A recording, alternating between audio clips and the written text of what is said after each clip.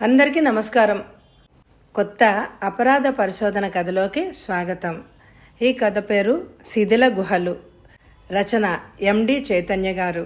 ఈ కథ చాలా పెద్ద కథ అండి. క్షుద్ర శక్తికి దైవభక్తికి మధ్య జరిగే పోరాటంలో ఎవరు గెలుస్తారు అనేదే ఈ కథ సారాంశము. ఇది చాలా పెద్ద కథ అండి. దాదాపు గంటన్నర పైనే ఉందండి. మరి అందరూ ఈ కథని పూర్తిగా వినండి, స్కిప్ చేయకుండా. అందుకే ఒకే భాగంలో పెట్టేస్తున్న కథ అంతా. సాయంత్రం 7 గంటలు దాటింది. బుచ్చిరాములు గారు తన భార్య శాంతాదేవి, ఒక్కగానొక్క కూతురు దుర్గతో హైదరాబాదులో ఒక పెళ్లికి అటెండ్ కావడానికి హడావిడి పడుతున్నారు.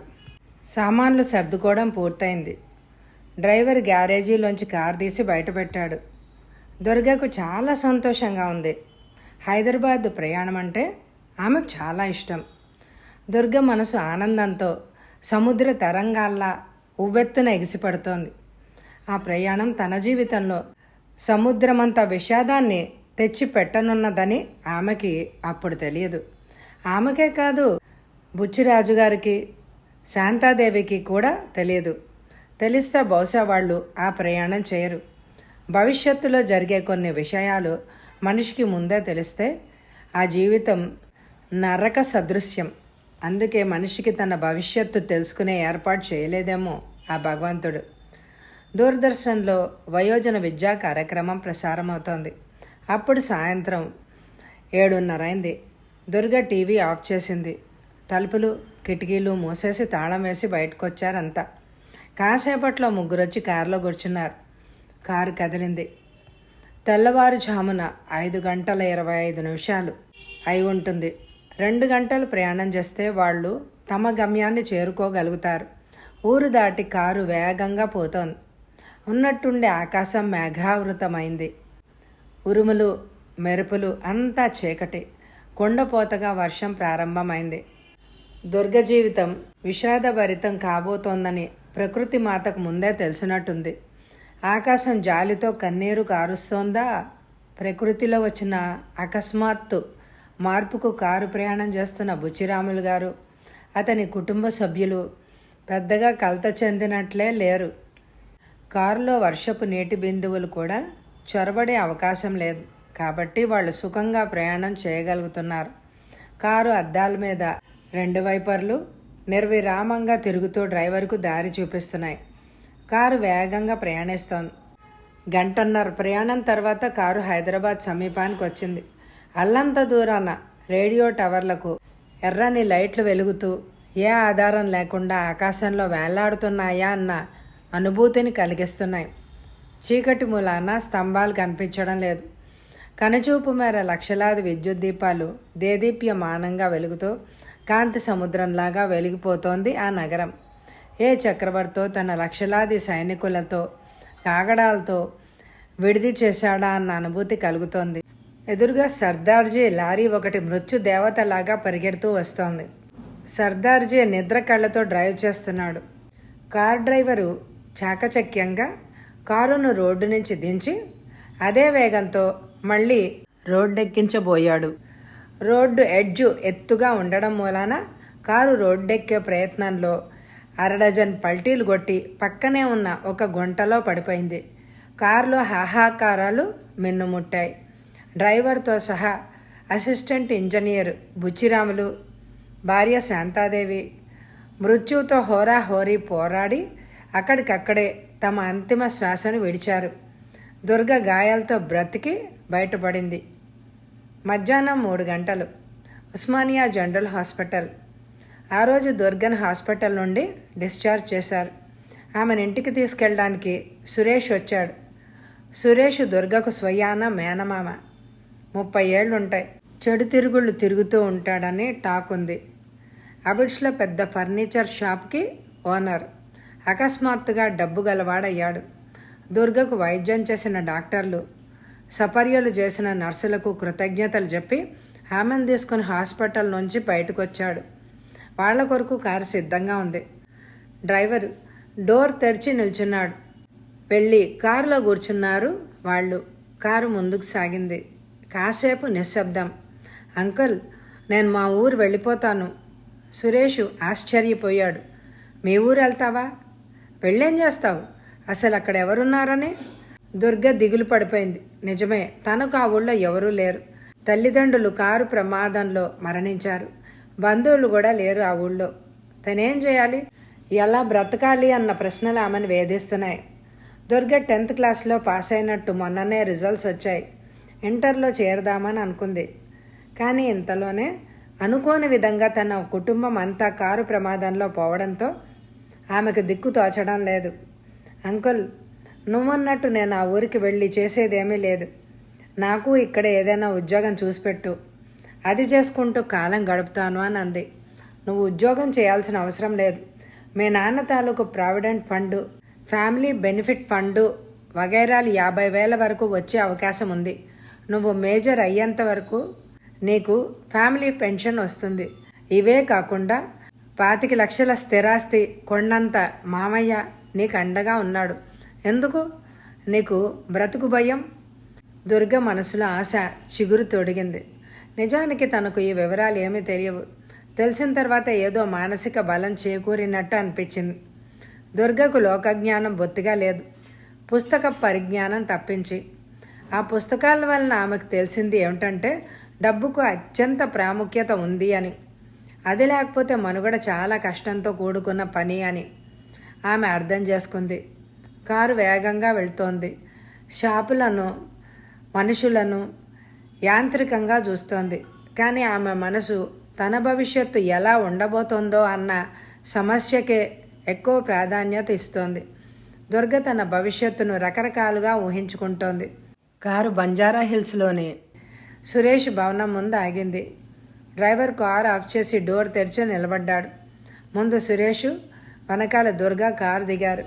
సురేష్ ఇంట్లోకి దారితీసి దుర్గను సాదరంగా ఆహ్వానించాడు. అది 2 అంతస్తుల పెద్ద మేడ. లెక్కలేనన్ని గాజు కిటికీలు ఉన్నాయి. కింద మీద మొత్తం డజన్లకు పైగా పెద్ద పెద్ద అందమైన గదులున్నాయి. పెద్ద హాలు, మధ్యలో షాండ్లియర్ వేలాడుతోంది. గోడలకు ఖరీదైన పెయింటింగ్స్ వేసి ఉంది. ఫ్లోర్ అంతటా కాస్ట్లీ కార్పెట్ ఒకటి పరిచి ఉంది. అందమైన సోఫాలున్నాయి. మేడ మీదకు 2 వైపుల నుండి మెట్లున్నాయి. మెట్ల మీద ఎర్రని తివాసి. అంత పెద్ద భవనంలో ఎవ్వరూ కనిపించకపోవడం దుర్గకు ఆశ్చర్యాన్ని కలిగించింది. సురేష్ మేడ మీదకు తీసుకెళ్లాడు దుర్గను. ఒక గది తలుపులు తెరిచి, ఆ గది నీది అన్నాడు. ఆ గది చాలా అద్భుతంగా ఉంది. గది నిండా తివాసి, 2 పెద్ద సోఫాలు, ఏసీ, సౌకర్యంగా ఉంది. అటాచ్డ్ బాత్రూమ్ ఉంది. వీటన్నిటినీ మించి అందమైన నక్షీలు చెక్కిన పెద్ద టేకు మంచం, దాని మీద అందమైన మెత్తని పరుపు, రంగురంగుల బెడ్షీట్లు, లావుపోటు పిల్లోలు ఉన్నాయి. ఆ గది అచ్చం రతి మన్మధుల బెడ్రూమ్ లాగా ఉంది. ఆ పందిరి మంచాన్ని చూడగానే కామనాడులు ప్రకోపించేంత సెక్సీగా ఉంది. దానికి తోడి గదంతా సువాసన వెదజల్లుతోంది. బహుశా మంచం మీద పర్ఫ్యూమ్ చల్లి ఉంటారు. గోడలకు అందమైన లతలతో, వట వృక్షాలతో కూడిన పెద్ద పోస్టర్స్ అంటించి ఉన్నాయి. మరోవైపున మినియేచర్ దృశ్యం. ఈ గది నీదే, ఎలా ఉంది? రెండోసారి అన్నాడు సురేష్ ఆమె వైపు చూస్తూ. పర్వాలేదు, బాగానే ఉంది అంది దుర్గ. సురేష్కు ఆమె అలా అనడం ఎందుకో నచ్చలేదు. అద్భుతంగా ఉంది అంటే బహుశా సంతోషించేవాడేమో. అప్పుడే ఒక 50 ఏళ్ల ముసలతను దండాలు బాబు అంటూ వచ్చాడు. నమస్తే రంగయ్య తాత, నేను పొద్దున్నే చెప్పానే దుర్గ మన ఇంటికి వస్తుందని. ఈమె దుర్గ. దండాలు తల్లి అని చేతులు జోడించాడు. దుర్గ యాంత్రికంగా చేతులు జోడించింది. ఇతను రంగయ్య తాత అని వంట చేస్తూ ఉంటాడు. ఏ వంట కావలసి వచ్చినా, ఏది తినాలని అనుకున్నా ఇతన్ని అడుగు, నీకు క్షణాల్లో తెచ్చిపెడతాడు అంటూ పరిచయం చేశాడు సురేష్. అంకుల్, ఇంత భవనంలో ఎవరూ కనిపించరేమిటి? ఆశ్చర్యంతో చూస్తూ అడిగింది. నవ్వాడు సురేష్. ఎవ్వరూ ఎందుకు లేరు, నేనున్నాను. రంగయ్య తాత ఉన్నాడు. మరి లావణ్య, అత్తయ్య కనిపించరేంటి? సురేష్ ముఖం గంభీరంగా మారిపోయింది. ఆమె నాతో తెగతెంపులు చేసుకోవడానికి ప్రయత్నిస్తోంది. విడాకుల కోసం కోర్టులో దావా వేసింది. ఎందుకు? ఆశ్చర్యంగా అడిగింది. నేను ఆమెకి నచ్చలేదట. నువ్వు బాగానే ఉన్నావుగా? బాగానే ఉన్నాను, నా ప్రవర్తన బాగా లేదుట. దుర్గ సురేష్ వైపు చూస్తూ మౌనంగా ఉండిపోయింది. నువ్వు స్నానం చేసిరా. స్నానమా? ఎలా చేయను? కాలుకు బ్యాండేజీ ఉందిగా. కాలు తడవకుండానే చెయ్యి. దుర్గ మారు మాట్లాడకుండా బాత్రూమ్ వైపు దారి తీసింది. దుర్గ కాలుకు తగిలిన గాయం పూర్తిగా తగ్గిపోయింది. ఆమె పూర్తిగా ఆరోగ్యాన్ని సమకూర్చుకుంది. దుర్గ అందంగా తయారై సురేష్ కొరకు ఎదురు చూస్తూ కూర్చుంది. ఈవేళ తన పుట్టినరోజు. సురేష్ సాయంత్రం ఫస్ట్ షో సినిమాకి తీసుకెళ్తాను అని చెప్పాడు. సాయంత్రం 5:55 సురేష్ ఇంకా రాలేదు. దుర్గ హాల్లో అసహనంగా కూర్చుంది. ఆకాశవాణి ఉర్దూలో ప్రాంతీయ వార్తలు ప్రసారం చేస్తుంది. దుర్గకు ఉర్దూ సరిగ్గా అర్థం కాదు. అయినా ఎన్టీ రామారావు తిరిగి ముఖ్యమంత్రిగా ఆ రోజు 3:30 గంటలకు ప్రమాణ స్వీకారం చేశాడని చెప్తున్నాడు అని అర్థం చేసుకోగలిగింది. నగరంలో అల్లర్ల మూలంగా కర్ఫ్యూ కొనసాగుతోంది అని చెప్తున్నాడు. కర్ఫ్యూ అంటే తాము సినిమాకి వెళ్ళడం ఎలా కుదురుతుంది? అంకుల్ ఇంకా రాలేదేంటి? దుర్గ ఆలోచిస్తూ కూర్చుంది. బయట కారు హారన్ శబ్దం వినిపించింది. అమ్మయ్య, అంకుల్ వచ్చాడనమాట. దుర్గ తృప్తిగా నెట్టూడ్చింది. సురేష్ కారు దిగి ఇంట్లోకి వచ్చాడు. ఏంటి అంకుల్, ఎంత ఆలస్యం చేశావు? గాబరాగా అడిగింది దుర్గ. అంతటా కర్ఫ్యూ చేశారు. ఈవేళ మనం సినిమాకి వెళ్ళడం కుదరదు అన్నాడు. అదేం కుదరదు, ఎలాగైనా ఇవాళ సినిమాలు చూడాలి, తప్పదు. ఎలాగైనా చూడాలంటే ఒకటే మార్గం. నా దగ్గర ఒక క్యాసెట్ ఉంది, వీడియో సినిమా చూద్దామా? ఏం సినిమా? ఉత్సాహంగానే అడిగింది. బ్లూ ఫిలిం అన్నాడు సురేష్. బ్లూ ఫిలిం అంటే నీలం వర్ణం సినిమానా? అమాయకంగా అడిగింది. సురేష్ ఆశ్చర్యపోయాడు. దుర్గకు బ్లూ ఫిలిం అంటే కూడా తెలీదా? ఏదో ఒకటి చూద్దామా? చూద్దామంటే వేస్తాను. చూద్దాం అంది దుర్గ. పద. వాళ్ళిద్దరూ వీడియో ఉన్న గదిలోకి దారి తీశారు. సురేష్ క్యాసెట్ను వీడియోలో పెట్టాడు. లైట్లు ఆర్పేశాడు. ఆ గదంతా చీకటైపోయింది. వీడియోని ఆన్ చేశాడు. వీడియో తెర మీద వెలుగు ప్రసారమైంది. అక్షరాలు పడుతున్నాయి. నటీనట వర్గం, సాంకేతిక వర్గం వివరాలు పడుతున్నాయి. నటులంతా తెలుగు వాళ్లే. కొందరు తెలుగు సినిమా హీరోయిన్లు కూడా ఉన్నారు అందులో. తెర మీద అక్షరాలు మాయమయ్యాయి. దృశ్యాలు మొదలయ్యాయి. అదొక అడవి ప్రాంతం. అందులోని దృశ్యాలను చూసి ఆమెకి చెమటలు పట్టేశాయి. అటువంటి చిత్రాలను ఆమె ఎంతవరకు చూడలేదు.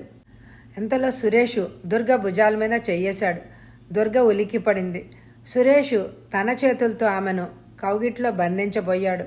తన నోటితో ఆమె పెదవులను చుమ్మించబోయాడు. దుర్గ గింజుకుంది. అంకుల్, ఏంటిది? అంది కోపంగా.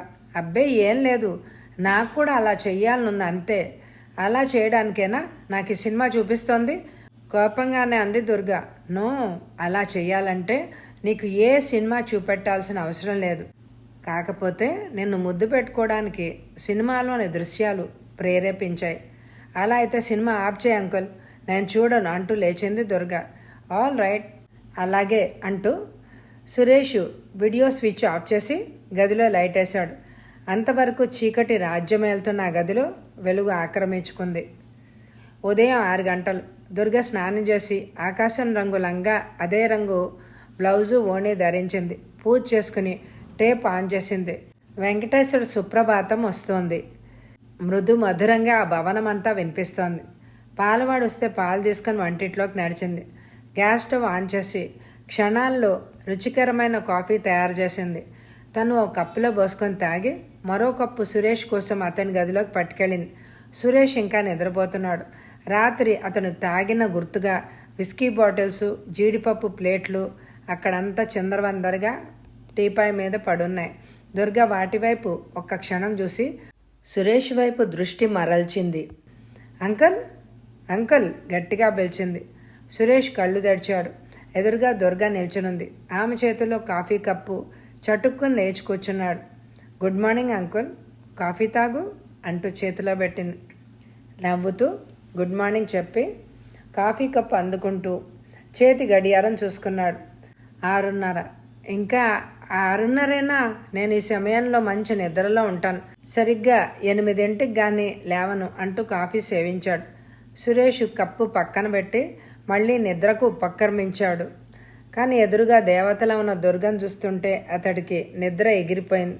రాత్రి జరిగిన సంఘటనను దుర్గ పూర్తిగా మర్చిపోయినట్టే కనిపిస్తోంది. ఆ విషయము సురేష్కు సంతోషమే కలిగించింది. దుర్గా, ఈవేళ బిజినెస్ పని మీద నేను నాగార్జున సాగర్కి వెళ్తున్నాను. నువ్వు ఇక్కడే ఉంటావా లేక నాతో వస్తావా? వస్తే బాగుండును అని మనసులో అనుకున్నాడు. నాగార్జున సాగర్ అనగానే దుర్గా మనసు ఆనందంతో నాట్యం చేసింది. నేను వస్తాను. సాగర్ చూడాలని. బాగుంటుంది కదా? అవును, బాగుంటుంది. 10 గంటలకల్లా తయారవు. వ్యాన్ బయలుదేరుతోంది. దుర్గ తలూపి టీకప్ తీసుకుని అక్కడి నుంచి వెళ్ళిపోయింది. సురేష్ ఆవలించి ముసుగుదన్ని పడుకున్నాడు. 9ంటికి యాదగిరి వ్యాన్ తీసుకొచ్చాడు. అప్పుడు దుర్గ తయారై తీరిగ్గా ఫిలింఫేర్ తిరగేస్తూ కూర్చుంది. గుడ్ మార్నింగ్ మేడం అంటూ విష్ చేశాడు.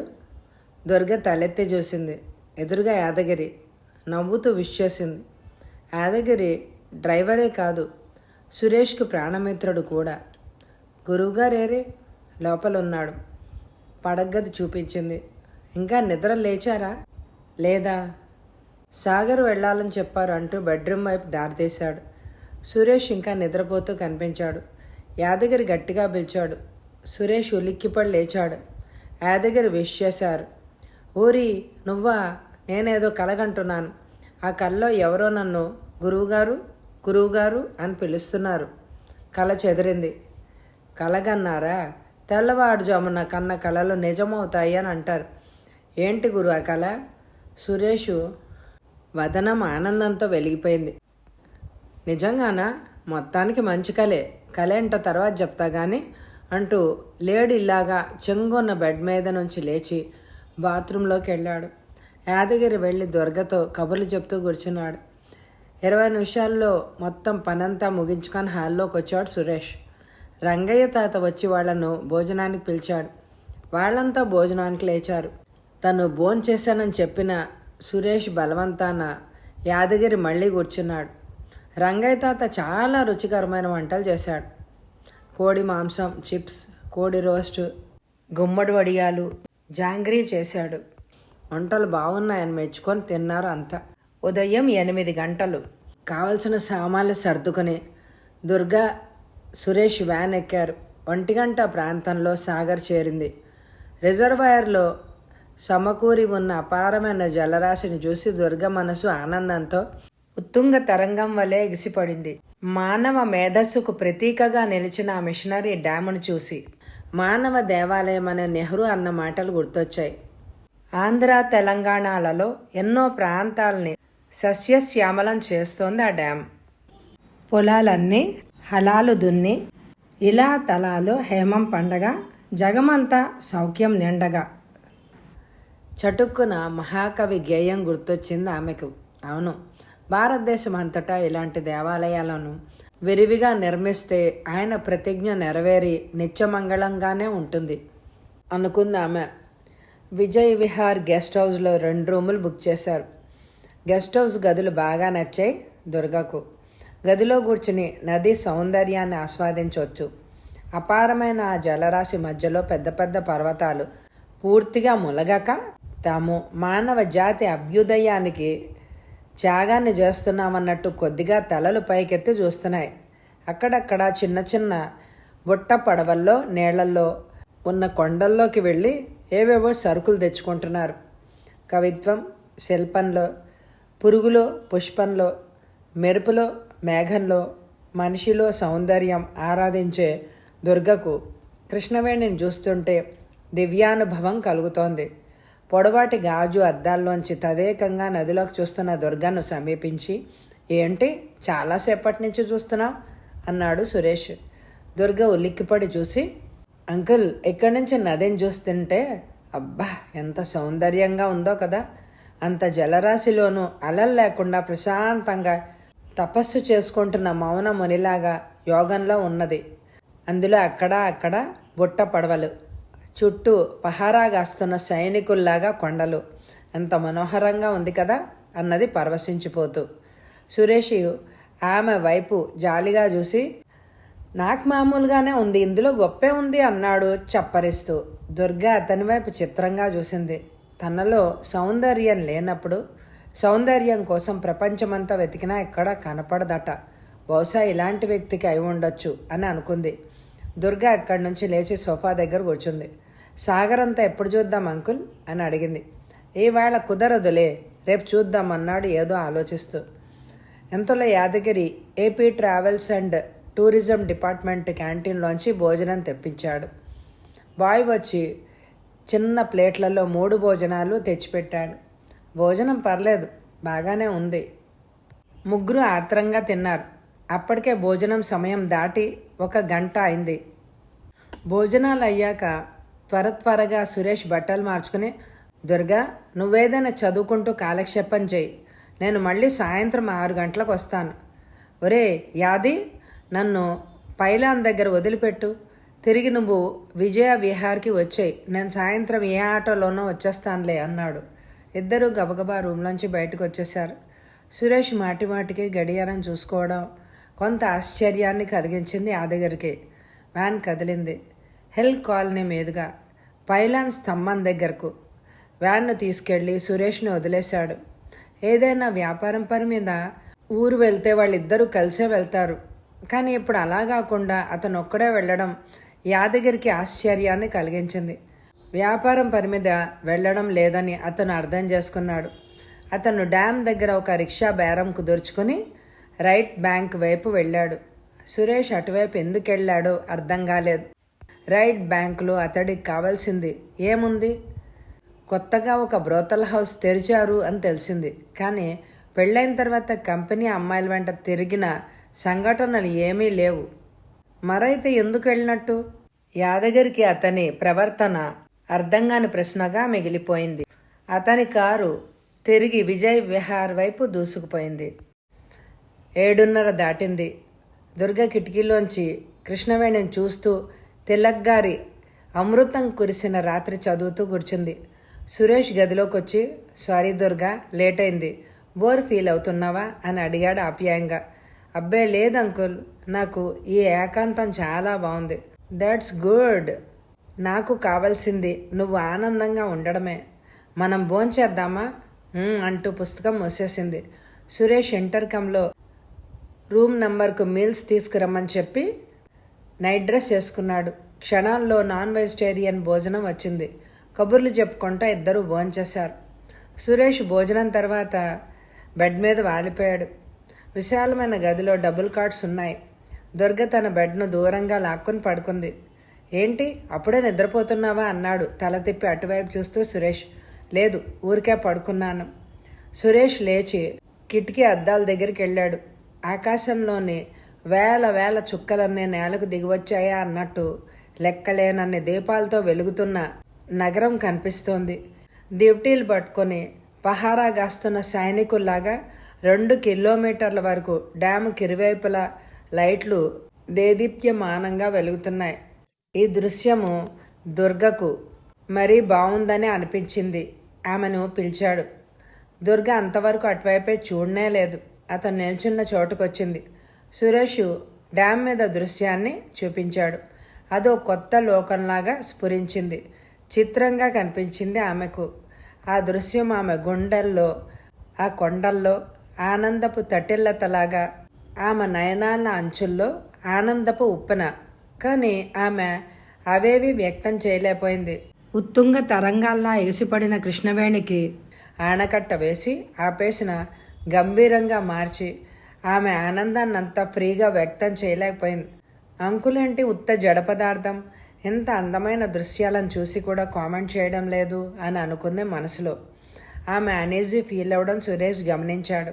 ఏంటలా బిగిసిపోతున్నావు? Be free. అబ్బే అదేం లేదంకుల్, తడబడింది. నువ్వేం అనుకుంటున్నావో నాకు కూడా తెలుసు. ఏమిటి ఈ అంకుల్ ఉత్త జడ పదార్థం, ఇంత అందమైన దృశ్యాలను చూసి కూడా కామెంట్ చేయడం లేదు అని, అంతే కదూ? దుర్గా ఆశ్చర్యపోయింది. తన మనసులో ఎలా అనుకుందో ఉన్నదన్నట్టు అంకుల్ ఎలా చెప్పగలిగాడు? అదే విషయం అడిగింది. ఇందులో పెద్ద గొప్పేం లేదు. దీన్ని థాట్ రీడింగ్ అంటారు. కొద్దిగా ప్రయత్నిస్తే ఎవరైనా దీన్ని నేర్చుకోవచ్చు. బై నీ మనసులోని భావం థాట్ రీడింగ్ ద్వారా నేను తెలుసుకున్న విషయం ఒకటే కనుక నువ్వు మనసులో అనుకున్నట్టు ఇక్కడ దృశ్యాలను నేను కవిత్వంలో చెప్తాను. కవిత్వం గురించి ఏబిసిడీలు కూడా తెలియని నువ్వు కవిత్వం ఎలా చెప్తావు అంకుల్ అంది. సురేష్ కళ్ళు ఎర్రగా మారాయి. అవమానంతో ముఖం జేవరించింది. నువ్వు ఇందాక చదివిన పుస్తకాలేంటి? అడిగాడు గంభీరంగా. అమృతం కురిసిన రాత్రి, మహాప్రస్థానం 2 చదివాను. వాటి ముఖ చిత్రం ఎలా ఉంటుందో కూడా నాకు తెలియదు. అంటే నువ్వు నమ్ముతావా? తప్పకుండా నమ్ముతాను. ఎంచేత? నీకు సాహిత్యం అంటే అభిలాష లేదు గనక. అక్కడే పొరబడుతున్నావు. నువ్వు చదివిన ఆ 2 కవితా సంపుటాల్లో గేయాలన్నీ నాకు కంఠస్థం వచ్చు. దుర్గ ఆశ్చర్యంగా చూసింది అతని వైపు. పచ్చి అబద్ధం చెప్తున్నాడు అనుకుంది. చస్తే నమ్మనంది. నేను నమ్మించాలంటే ఏం చేయాలి? దుర్గ ఒక్క క్షణం ఆలోచించి, ఆ 2 కవితా సంపుటాల్లో నుంచి ఏదైనా ఒక్క దాంట్లోంచి ఒక్క గీతం కంటత అప్పజెప్పాలి. అప్పుడు నేను నమ్ముతాను. ఆల్ రైట్, నేను ఒప్పుకున్నాను. ఏ కవిత అప్పజెప్పాలో చెప్పు. నీ ఇష్టం, ఏదైనా చదువు. నా ఇష్టం కాదు, నీ ఇష్టం. అప్పుడే నీకు నా మీద నమ్మకం కుదురుతుంది. దుర్గ కొంచెంసేపు ఆలోచించి, మహాప్రస్థానంలోని 2వ గేయం పేరేంటో చెప్పు. దాన్ని చదువు చూద్దాం అంది. సురేషు క్షణంసేపు తల పైకెత్తి గది పైకప్పు కేసి చూశాడు. తల వంచుకొని కళ్ళు మూసుకొని గట్టిగా ఊపిరి పీల్చి వదిలి, గేయం పేరు ఐ. కరెక్టేనా? కరెక్టే. గేయం చదువుతున్నాను విను. భూతాన్ని, యజ్ఞోపవీతాన్ని, విప్లవ గీతాన్ని నేను స్మరిస్తే పద్యం, అరిస్తే వాద్యం, అనల వేదిక ముందు అస్త్రం నైవేద్యం, లోకాలు అంటూ మొత్తం ఆ పద్యం అంతా చెప్పాడు. దుర్గ నోరు విప్పి విడ్డూరంగా అతని వైపు చూస్తూ ఉండిపోయింది. ఇప్పటికైనా కుదిరిందా నమ్మకం? ఇంకొకటి చదివి వినిపించమంటావా అన్నాడు నవ్వుతూ. అక్కర్లేదు, నమ్మకం కుదిరింది. మనమంటే ఏమనుకున్నావు? You have underestimate me. You are really great uncle. ఇవన్నీ చదవడం వరకే గాని నాకు ఇంత కంటతా రావు. ఆ గేయాల మీద ఎంత భక్తి ఉంటే వాటిని అలా కంటతా పడతావు? అంకుల్, మన ఇంట్లోని లైబ్రరీలో మహాప్రస్థానం పుస్తకం లేదు కదా. నువ్వు ఆ కవితను బైహార్ట్ ఎలా చేయగలిగావు? తనకు ఆ పుస్తకం ఇంట్లో దొరక్క మొన్ననే విశాలాంధ్ర బుక్ హౌస్లో కొన్న విషయం గుర్తొచ్చి అడిగింది. పిచ్చి ప్రశ్న. లైబ్రరీ నుంచి తెచ్చి చదివాను. ఐసి. దుర్గకి ఇంకా ఆశ్చర్యంగానే ఉంది. దుర్గ, నీకు హిప్నటిజం గురించి ఏమైనా తెలుసా? తెలియదు, కానీ దాని గురించి విన్నాను. హిప్నటైజ్ అయిన వ్యక్తి ట్రాన్స్లోకి వెళ్ళిపోదాడట. చాలా ఆనందంగా ఉంటుందట. అలా తరచుగా హిప్నటిజంలోకి వెళ్ళిన వ్యక్తి మెదడు పాదరసంలాగా పనిచేస్తుంది. నువ్వు విన్నది కరెక్టే. హిప్నటిజం నాకు తెలుసు అనే విషయం నీకు తెలుసా? ఆనందంగా ఆశ్చర్యంగా చూసింది దుర్గ అతడి వైపు. నీకు హిప్నటిజం కూడా తెలుసా? చేసి చూపించమంటావా? ఎవరిని హిప్నటైజ్ చేయాలి? ఇంకెవరిని? నన్నే. హిప్నటైజ్ అవ్వడానికి నువ్వు సిద్ధంగా ఉన్నావా? నేను సిద్ధంగా లేకపోయినా చేయగలవా? అందుకే సంసిద్ధంగా ఉన్నాను. ఓకే, సరే అయితే మొదలెడదామా? ఆమె వచ్చి మంచం మీద కూర్చుంది. కళ్ళు మూసుకో. ఆమె కళ్ళు మూసుకుంది. బాగా ఊపిరి పీల్చి క్రమంగా వదలాలి. 2 నిమిషాల దాకా. దుర్గ క్రమంగా గాలి పీలుస్తూ వదులుతోంది. సురేష్ గదిలోని లైట్ ఆర్పేసి డిమ్ లైట్ వెలిగించాడు. గదిలో మసక వెళ్తురు. Durga, you are in deep state of relaxation. You are in deep state of relaxation. ను రాగయుక్తంగా లాగుతూ అనేక సార్లు అంటున్నాడు. నీ మనసు ఎంతో ప్రశాంతంగా, హాయిగా సుందరవనాల్లో విహరిస్తున్నట్లు ఉంది. హాయిగా నీకెటువంటి బాధలు, భయాలు లేవు. హాయిగా ఉన్నావు. నీ మనసు తేలికగా దూది పింజలాగా అవుతాం. నిద్రపో. హాయిగా నిద్రలోకి జారిపో. ఏవేవో లోకాలకు, నీకు ఇష్టమైన లోకాలకు వెళ్ళిపో. నిద్రలోకి జారిపో. దుర్గ కూర్చుని నిద్రలోకి జారిపోయింది. స్లీప్ అన్నాడు గట్టిగా. దుర్గ కూర్చున్నదల్లా టపీమని మంచం మీద పడిపోయింది. దుర్గా, నువ్వు నేను చెప్పినట్టు వింటున్నావు. నేనే నీ మనసుకు అధిపతిని. నువ్వు నేనేది చెప్తే అది చేస్తావు. నేనేం చెప్తే అది చేస్తావు. దుర్గా సుషుప్త అవస్థలోకి వెళ్ళిపోయింది. దుర్గా, నువ్వు ఒక పాట పాడతావు. నీకు ఇష్టమైన పాట శ్రావ్యంగా పాడుతావు. దుర్గ పాడడం ప్రారంభించింది. సురేష్ టేప్ రికార్డర్ తెచ్చి ఆన్ చేశాడు. చౌదవీక చాందుహో అనే పాట చాలా శ్రావ్యంగా ఒరిజినల్ సాంగ్ లాగా పాడింది. ఆమె పాడిందే రికార్డ్ అయింది.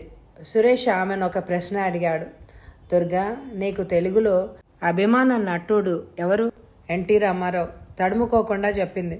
అలాగే ఆయన రాజకీయ ఉపన్యాసం నువ్వెప్పుడైనా విన్నావా? విన్నాను. నువ్విప్పుడు లక్షలాది ప్రజల ముందు ఒక బహిరంగ సభ వేదిక మీద ఉన్నావు.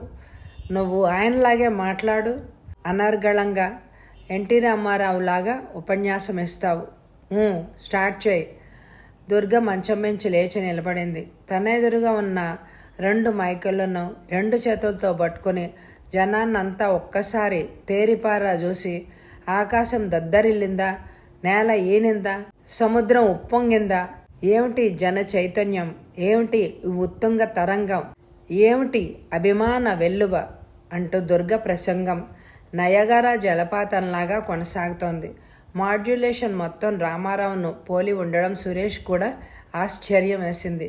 గొంతును మిమిక్రీ కళాకారుడిగా మార్చేసింది. ఆమె ఉపన్యాసం ధారాళంగా అలా 1 గంట సేపు కొనసాగింది. ఆ ఉపన్యాసంలో ఎక్కడ పులి స్టాప్లు, కామాలు లేవు. గంగా ప్రవాహంలా ఉంది. దుర్గ అనర్గళ వాక్ పటిమకు సురేష్ ఆశ్చర్యపోయాడు. ఆమెతో ఇంకా ఎన్నో ట్రిక్కులు చేయించాలనుకున్నాడే కానీ సమయం వృధా చేయడం ఇష్టం లేక అతని మనసులో ఉన్న మరో ఆలోచనను అతడు అమలు చేయడానికి నిర్ణయించుకున్నాడు. ఆమెను నిద్రలోకి జారిపోమని మళ్ళీ సజెషన్ ఇచ్చాడు. దుర్గ నిద్రిస్తోంది. ఆమె నిద్రలో అందంగా గోచరిస్తోంది. రింగుల వెంట్రుకలు నుదుటి మీద పడి అల్లల్లాడుతున్నాయి. ఆమెను ఆ పరిస్థితిలో చూసి సురేష్ మెదడులో కామనాడులు ప్రకోపించాయి. అతడు దుర్గను అనుభవించడానికే నిర్ణయించుకున్నాడు. దుర్గా, నువ్వు చాలా అందంగా ఉంటావు. I correct? కోర్స్. నీ జాకెట్ తీసి అవతల పడేస్తావు. ఆమె ఆ పని చేసింది. ఆమె పూర్తిగా సబ్ కాన్షియస్లో ఉంది. ఆ పరిస్థితుల్లో ఆమెకు సూచనలు ఇచ్చే వ్యక్తి ఏ పని చెప్పినా చేస్తోంది. సురేష్ పాశవిక సూచనలు ఇవ్వడం మొదలుపెట్టాడు. ఆమె చాలా సిన్సియర్గా, ఎటువంటి సిగ్గు ఎగ్గులు ప్రదర్శించకుండా తన ఒంటి మీద ఉన్న ఒక్కొక్కటి తీసి కింద పడేస్తోంది. దుర్గా, నేను నీతో సృష్టి కార్యం జరుపుతాను. నువ్వు అభ్యంతరం చెప్పకూడదు. నిన్ను నాకు అర్పించుకో. No, it's impossible. అది ఏ నాటికి జరగదు. నువ్వు ఇలాంటి పనికి పూనుకుంటే నీ ప్రాణాలు తీస్తాను. దుర్గా సుషుప్త అవస్థలోనే మాట్లాడుతోంది. సురేష్ ఆశ్చర్యపోయాడు. ఇటువంటి నెగిటివ్ సమాధానం వస్తుందని అతడు కలలో కూడా ఊహించలేదు. కింగ్ కర్తవ్యం ఏంటో అతడికి వెంటనే అర్థం కాలేదు. ఆల్ రైట్, నీకు ఇష్టం లేకపోతే మానేయ్. ఈ జాకెట్ తొడుక్కో. దుర్గ తీసిపారేసిన జాకెట్ను ఆమె చేతికి అందించాడు. దుర్గ ట్రాన్స్లోనే జాకెట్ తొడుక్కుంది. కాసేపటి తర్వాత దుర్గ హిప్నటైజ్ నుండి బయటకు వచ్చింది. ఏంటి దుర్గా, త్వరగా నిద్రపోయావేంటి అని అడిగాడు సురేష్. అవును, ఉన్నట్టుండి అలా నిద్ర పట్టేసింది నవ్వాడు సురేష్. అయితే నీకు జరిగిన విషయాలు ఏమీ గుర్తులేవన్నమాట? నాకేం గుర్తులేవు. సురేష్ ఊపిరి పీల్చుకున్నాడు. దుర్గా, నువ్వు ఒక అద్భుతమైన ఉపన్యాసకురాలివి. నువ్వు చాలా బాగా మాట్లాడగలవు. నాకు అసలు ఉపన్యాసాలు ఇవ్వడమే చేత కాదు. ఓసారి ఏమైందో తెలుసా అంటూ ఆమె ఇంటర్మీడియట్లో జరిగిన సంగతి చెప్పింది. తను స్టేజ్ మీదకి ఎక్కడం, అందరూ తిట్టడం, ఆమె దిగిపోవడం. దుర్గా, నీలో అంతర్గతంగా మహాశక్తి ఉంది, కానీ దానిని వెలికి తీసేవారు లేక నీ శక్తి సామర్థ్యాలన్నీ అడవిగాసిన వెన్నెలలాగా వృధా అయినాయి. అంకుల్, ఆపు నీ ముఖస్థుతి. ఇటువంటివి నాకు ఇష్టముండవు. ముఖస్థుతి కాదు దుర్గా, కావాలంటే నీ శక్తి సామర్థ్యాలు ఎట్లాంటివో నువ్వే స్వయంగా చూడు అంటూ టేప్ రికార్డర్ ఆన్ చేశాడు. హిప్నటైజ్ అయినప్పుడు తాను పాడిన చౌదవిక చాంద్ పాట, అలాగే ఎన్టీ రామారావు ఉపన్యాసం వరుసగా విని ఆశ్చర్యంతో ఆనందాన్ని పొందింది. ఆమె మళ్ళీ మళ్ళీ తను పాడిన పాటను విని ఆనందించింది. ఉదయం 6 గంటలు. దుర్గ నిద్రలోంచి మేల్కొని ఫ్రెష్గా తయారై బయటకు వచ్చింది. విజయ విహార్ లాన్లో గార్డెన్ చైర్లో వేసి ఉన్నాయి. వెళ్ళి కూర్చుంది. ఎదురుగా పెద్ద పెద్ద అశోక వృక్షాలు ముసుగు వీరుల్లా నిల్చున్నాయి. లైన్ బార్డర్ మొక్కలు రెండు పక్కల తార్ రోడ్డు, మధ్యలో పొడవాటి వాటర్ ట్యాంక్, మధ్యలో ఫౌంటైన్ దగ్గరలో ఉన్న సత్యనారాయణ స్వామి దేవాలయంలో కౌసల్య సుప్రజ రామ అంటూ సుప్రభాతం మందకొడిగా వినిపిస్తోంది. వాతావరణం చాలా ఆహ్లాదంగా ఉంది. క్యాంటీన్ కుర్రాడు తెచ్చిన కాఫీ తాగి పక్కనే ఉన్న క్రొకడైల్స్ పౌల్ట్రీకు వెళ్ళింది. అక్కడొక పెద్ద నీటి కొలను, ఆ నీటి కొలను చుట్టూ ఏవేవో చెట్ల కింద ఇసుక, కొలను చుట్టూ పెద్ద గోడ. దుర్గ వెళ్ళి గోడ ఎక్కి నిలబడింది. అక్కడ మొసళ్ళను పెంచుతున్నారు. కొలనులో నుంచి మొసళ్ళు బయటకొచ్చి విశ్రాంతి తీసుకుంటున్నాయి. మొసళ్ళు చాలా భయంకరంగా ఉన్నాయి. పొద్దున్నే టూరిస్టులు కూడా ఇంకా ఎవరూ రాలేదు అక్కడికి. దుర్గ ఒక్కదానికి ఆ భయంకరమైన జంతువుల మధ్య భయం వేసింది. ఒక్కొక్క మొసలి 10 నుంచి 12 అడుగుల పొడవున్నాయి. దుర్గ వాటి కదలికలను చూసి ఆనందిస్తోంది. సురేష్ దుర్గను వెతుక్కుంటూ అక్కడికి వచ్చాడు. దుర్గ తన్ని చూసి ఆనందించింది. అంకుల్, ఇక్కడ మొసళ్ళు చూసావా, ఎంత భయంకరంగా ఉన్నాయో. ఓ శివ అంటూ చూశాడు. సురేష్ గోడెక్కి కూర్చున్నాడు. అక్కడ ఎర్ర అక్షరాలతో పెద్ద బోర్డు రాసి పెట్టారు, danger, don't cross the wall అని. దుర్గా, నేను ఒక అద్భుతం చేయనా? ఏం అద్భుతం చేస్తావు? చెప్తే నువ్వు వద్దంటావు. నేనేం చేస్తానో నువ్వే చూడు. అంకుల్, నీకు దండం పెడతాను, అలాంటి రిస్కులు మాత్రం తీసుకోకు. రిస్క్ లేదు, ఏం లేదు, నువ్వు చూస్తూ ఉండు, నేనేం చేస్తాను అంటూ గబగబా బట్టలన్నీ ఊడదీసి గోడ దూకాడు. అంకుల్, ఏం చేస్తున్నావు? మొసళ్ళు చాలా ప్రమాదకరమైనవి, అటువైపు వెళ్ళకు అంటూ అరవసాగింది. సురేష్ గబగబా వెళ్ళి ఆ నీటి కొలనులో దూకాడు. దుర్గకు ఆశ్చర్యమైంది. ఆమెకు భయం కూడా వేసింది. సురేష్ ఇక బ్రతకడు అని అనుకుంది. మొసళ్ళన్నీ ఒక్కసారిగా అతని మీద పడ్డాయి. దుర్గ కళ్ళు మూసుకుని గట్టిగా కెవ్వమ్మని కేక వేసింది. నిమిషం తర్వాత సురేష్ కొలనులో నుంచి బయటకొచ్చాడు. మొసళ్ళన్నీ భయం వల్ల మరి దేనికో ఓ మూలకి చేరిపోయాయి. సురేష్ నవ్వుతూ వచ్చాడు. మొసళ్ళు అతన్ని ఎటువంటి హాని జరపకుండా వదిలివేయడం దుర్గకు కూడా ఆశ్చర్యాన్ని కలిగించింది. అదే అడిగింది. అతడు అసలు విషయాన్ని దాచేశాడు. దుర్గా, అందరూ అనుకున్నట్టు మొసలి ప్రమాదకరమైన క్రూర జంతువేమీ కాదు. అది మాంసాహారి కాదన్ను. అది మొదట కీటకాలను, తర్వాత చేపలను, కప్పలను, ఎండ్రకాయలను మొదలైన వాటిని తింటుంది. మన మనుషులను కూడా తినొచ్చు, కానీ మొదట దానికి అలవాటు కావాలి కదా. ఈ మొసళ్ళు ఇంతకుముందే మనిషిని తినడానికి అలవాటు పడి ఉంటే బహుశా ఈ పాటికి నన్ను అవి తినే ఉండేవి. అవి ఇంతవరకు మనిషి మాంసాన్ని భుజించి ఉండవని నేను ఊహించాను. నా ఊహే నిజమైంది. ఏది ఏమైనా ఇది సాహసోపేతమైన చర్య. Correct uncle. కెమెరాని గదిలో వదిలేసి వచ్చాను, కానీ లేకపోతే ఫోటోలు తీసేదాన్ని.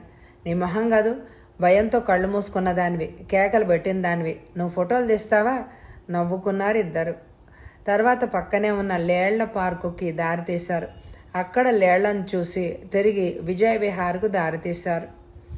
మధ్యాహ్నం 12 గంటలు.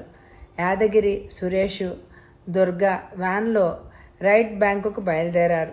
అక్కడి నుంచి వాళ్లకు 1:30కి లాంచీలో నాగార్జున కొండకు బయలుదేరాల్సి ఉంది. దారిలో ఎత్ డ్యామ్ దగ్గర అందమైన పార్కు కనిపించింది. యాదగిరి అక్కడ వ్యాన్ కాసేపు ఆఫ్ చేసి కార్ పార్క్ చేసి చూసి వెళ్దామన్నాడు. యాదగిరి వ్యాన్ ఆపాడు. ముగ్గురు వ్యాన్ దిగి పార్కులోకి వెళ్ళారు. పార్కులో ఎన్నో రకాల మొక్కలున్నాయి. పార్కు చుట్టూ పెద్దగా పెంచిన అశోక వృక్షాలు, ఇంకా చాలా మందార, బఠానీ పూల తీగలు, గులాబీ, జినియా, ఎన్నో రకాల పూలు కూడా ఉన్నాయి. పార్కు మధ్యలో పెద్ద ఫౌంటైన్, పిల్లన గ్రోవి ఊదేటట్టు మురళీకృష్ణుడి అందమైన శిలా విగ్రహం. దుర్గకు ఆ పార్కు, ఆ వాతావరణం ఎంతో నచ్చింది. మురళీకృష్ణుడి విగ్రహం చెంత నిల్చుని ఒక ఫోటో తీయించుకుంది. వ్యాన్ కదిలింది. వాళ్ళు బయలుదేరారు. అప్పటి ప్రధానమంత్రి జవహర్లాల్ నెహ్రూ 10/12/1955 నాడు నాగార్జున సాగర్కు శంకుస్థాపన చేసిన చిహ్నంగా ప్రతిష్ఠించబడిన పిల్లర్ ఉంది అక్కడ. చుట్టూ అందమైన పార్కు మధ్యలో పొడవాటి రాతి స్తంభం. దుర్గ అక్కడొక ఫోటో దిగింది. యాదగిరిని వ్యాన్ తీసుకుని కాస్త ముందుకెళ్ళమని చెప్పి సురేష్, దుర్గ డ్యామ్ మీదుగా నడుచుకుంటూ సుందర మానవ నిర్మిత బహుళార్థ సాధక సరోవరాన్ని చూస్తూ ముందుకు నడిచారు. 600 మీటర్ల కింద భాగంలో దాదాపు 700 మెగావాట్ల విద్యుచ్ఛక్తి తయారయ్యే ఒక పెద్ద జల విద్యుత్ కేంద్రం. ఆ కేంద్రంలో ఉన్న టర్బన్లు తిరగడానికి కావలసిన నీరు, అవన్నీ అక్కడ చూస్తే దుర్గ మనసు ఆనందంతో పులకించింది. అక్కడి వాతావరణం చూసి. మధ్యాహ్నం 1:30 అయింది. రైట్ బ్యాంక్ నుండి నాగార్జున కొండకు వెళ్లే లాంచ్ ఎక్కారు ముగ్గురు. లాంచ్లో దాదాపు 200 మంది టూరిస్టులు, రకరకాల వయసుల వాళ్ళు కేరింతలు కొడుతూ, పాటలు పాడుతూ, జోక్స్ వేసుకుంటూ అపారమైన ఆ జలరాశిని చూస్తూ సంభ్రమాశ్చర్యాలతో యాత్రికులు విహారయాత్ర చేస్తున్నారు. దుర్గ లాంచ్లో ఉన్న సీట్లలో కాకుండా పైన డెక్ పైన ఎక్కి బైనాక్యులర్స్తో ఆ ప్రకృతి సౌందర్యాన్ని చూస్తోంది. అన్ని వైపులా నల్లమల్లై కొండలు శాఖోపశాఖలుగా శోభాయమానంగా ఉన్నాయి. ఇప్పుడు తాను ప్రయాణిస్తున్న నీటి కింద అడుగు భాగంలో ఒకనాడు ఇక్ష్వాకులు పాలించిన విజయపూరి నగరం ఉన్న విషయం గుర్తొచ్చింది. దుర్గ మనసు బాధతో వెలవెల్లాడింది.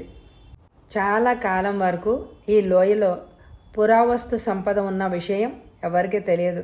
సర్వే ఆఫ్ ఇండియాలో పనిచేసిన ఏఆర్ సరస్వతి గారు దీనిని కనుక్కునేంత వరకు సభ్య సమాజ ప్రపంచానికి ఎవ్వరికీ ఈ విషయం తెలియదు.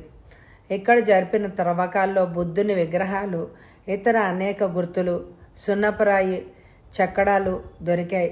తవ్వకాల్లో బయలుపడిన నగరం కృష్ణానది నీటిలో మునిగిపోయినందుకు ఇక్కడి విగ్రహాలను, పాత్రలను, రాతి యుగం నాటి అనేక ఆయుధాలు, ఇతర గుర్తులను, కట్టడాలను పక్కనే నాగార్జున కొండకు తరలించి అక్కడొక పెద్ద మ్యూజియం కట్టించి భద్రపరిచారు. లాంచ్ నాగార్జున కొండ చేరుకుంది. యాత్రికులంతా బిలబిలమంటూ లాంచ్ దిగి నీటి మధ్య చిన్న దీవిలా ఉన్న కొండ మీద అడుగుపెట్టారు. దుర్గ సురేషు, యాదగిరిలతో కలిసి నడుస్తోంది. అక్కడి పురాతన సౌందర్యాన్ని చూసి ఆనందిస్తోంది. కాసేపట్లో వాళ్ళ మ్యూజియం సమీపానికి వచ్చారు. దుర్గ సురేష్ కోసం చూసింది. అతడు అక్కడ కనిపించలేదు. యాదగిరి అంకుల్ కనిపించడం లేదు. ఎక్కడికి వెళ్ళాడు? ఉన్నట్టుండి అతను మాయమవడంతో అడిగింది. యాదగిరి కూడా ఆశ్చర్యపోయాడు. ఏమో, నేను కూడా గమనించలేదు. ఇక్కడే ఎక్కడో ఉండుంటారులేండి. పదండి, మనం వెళ్ళి మ్యూజియం చూద్దామంటూ యాదగిరి మ్యూజియంలోకి దారి తీశాడు. దుర్గ అతన్ని అనుసరించింది. ఎంట్రన్స్లోనే మ్యూజియంకి ప్లాన్ అద్భుతంగా ఉంది. తవ్వకాల్లో లభ్యమైన ప్రదేశాలను కొండ మీదకి మార్చి అక్కడ ప్రతిష్ఠించారు. వాటి మోడల్స్ కూడా చాలా బాగున్నాయి. నిజానికి మ్యూజియం మొత్తం తిరిగి చూడడానికి ఉన్న గంట సమయం చాలదు. ఆ మ్యూజియం గ్యాలరీలో ఎన్నో బంగారు, వెండి ఆభరణాలు, నాణ్యాలు, సున్నప్రాతి చెక్కడాలు, మతపరమైన ఉత్సవాలలో ఉపయోగించిన బంగారపు, వెండి వంట పాత్రలు ఉన్నాయి. కుడిచేయి విరిగిపోయిన బుద్ధుని ప్రతిమ అత్యంత ఆకర్షణీయంగా ఉంది. ఆమెకి ఇంకా అక్కడే ఉండాలనుంది. కానీ లాంచ్ తిరిగి వెళ్లే సమయం అయిపోవడంతో ఇంకా బయలుదేరింది. సురేష్ ఎక్కడ తిరుగుతున్నాడో వారికి అంతుపట్టలేదు.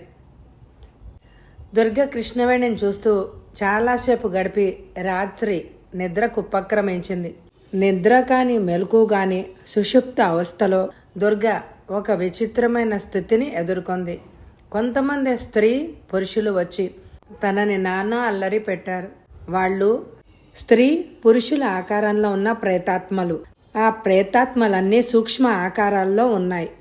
ఆ ప్రేతాలన్నీ తనని కూర్చోబెట్టి సురేష్ గుణగణాల గురించి, అతడి దివ్య సాహసాల గురించి పొగిడి తన శరీరాన్ని సురేష్కి అర్పించమని కోరుతూ, అలా చేస్తే తనకు ధన, ధాన్య, కనక, వస్తు వాహనాలతో పాటు ఉత్తమ గతులు కలుగుతాయని పదే పదే చెప్పి తనను కన్విన్స్ చేయడానికి ప్రయత్నించాయి.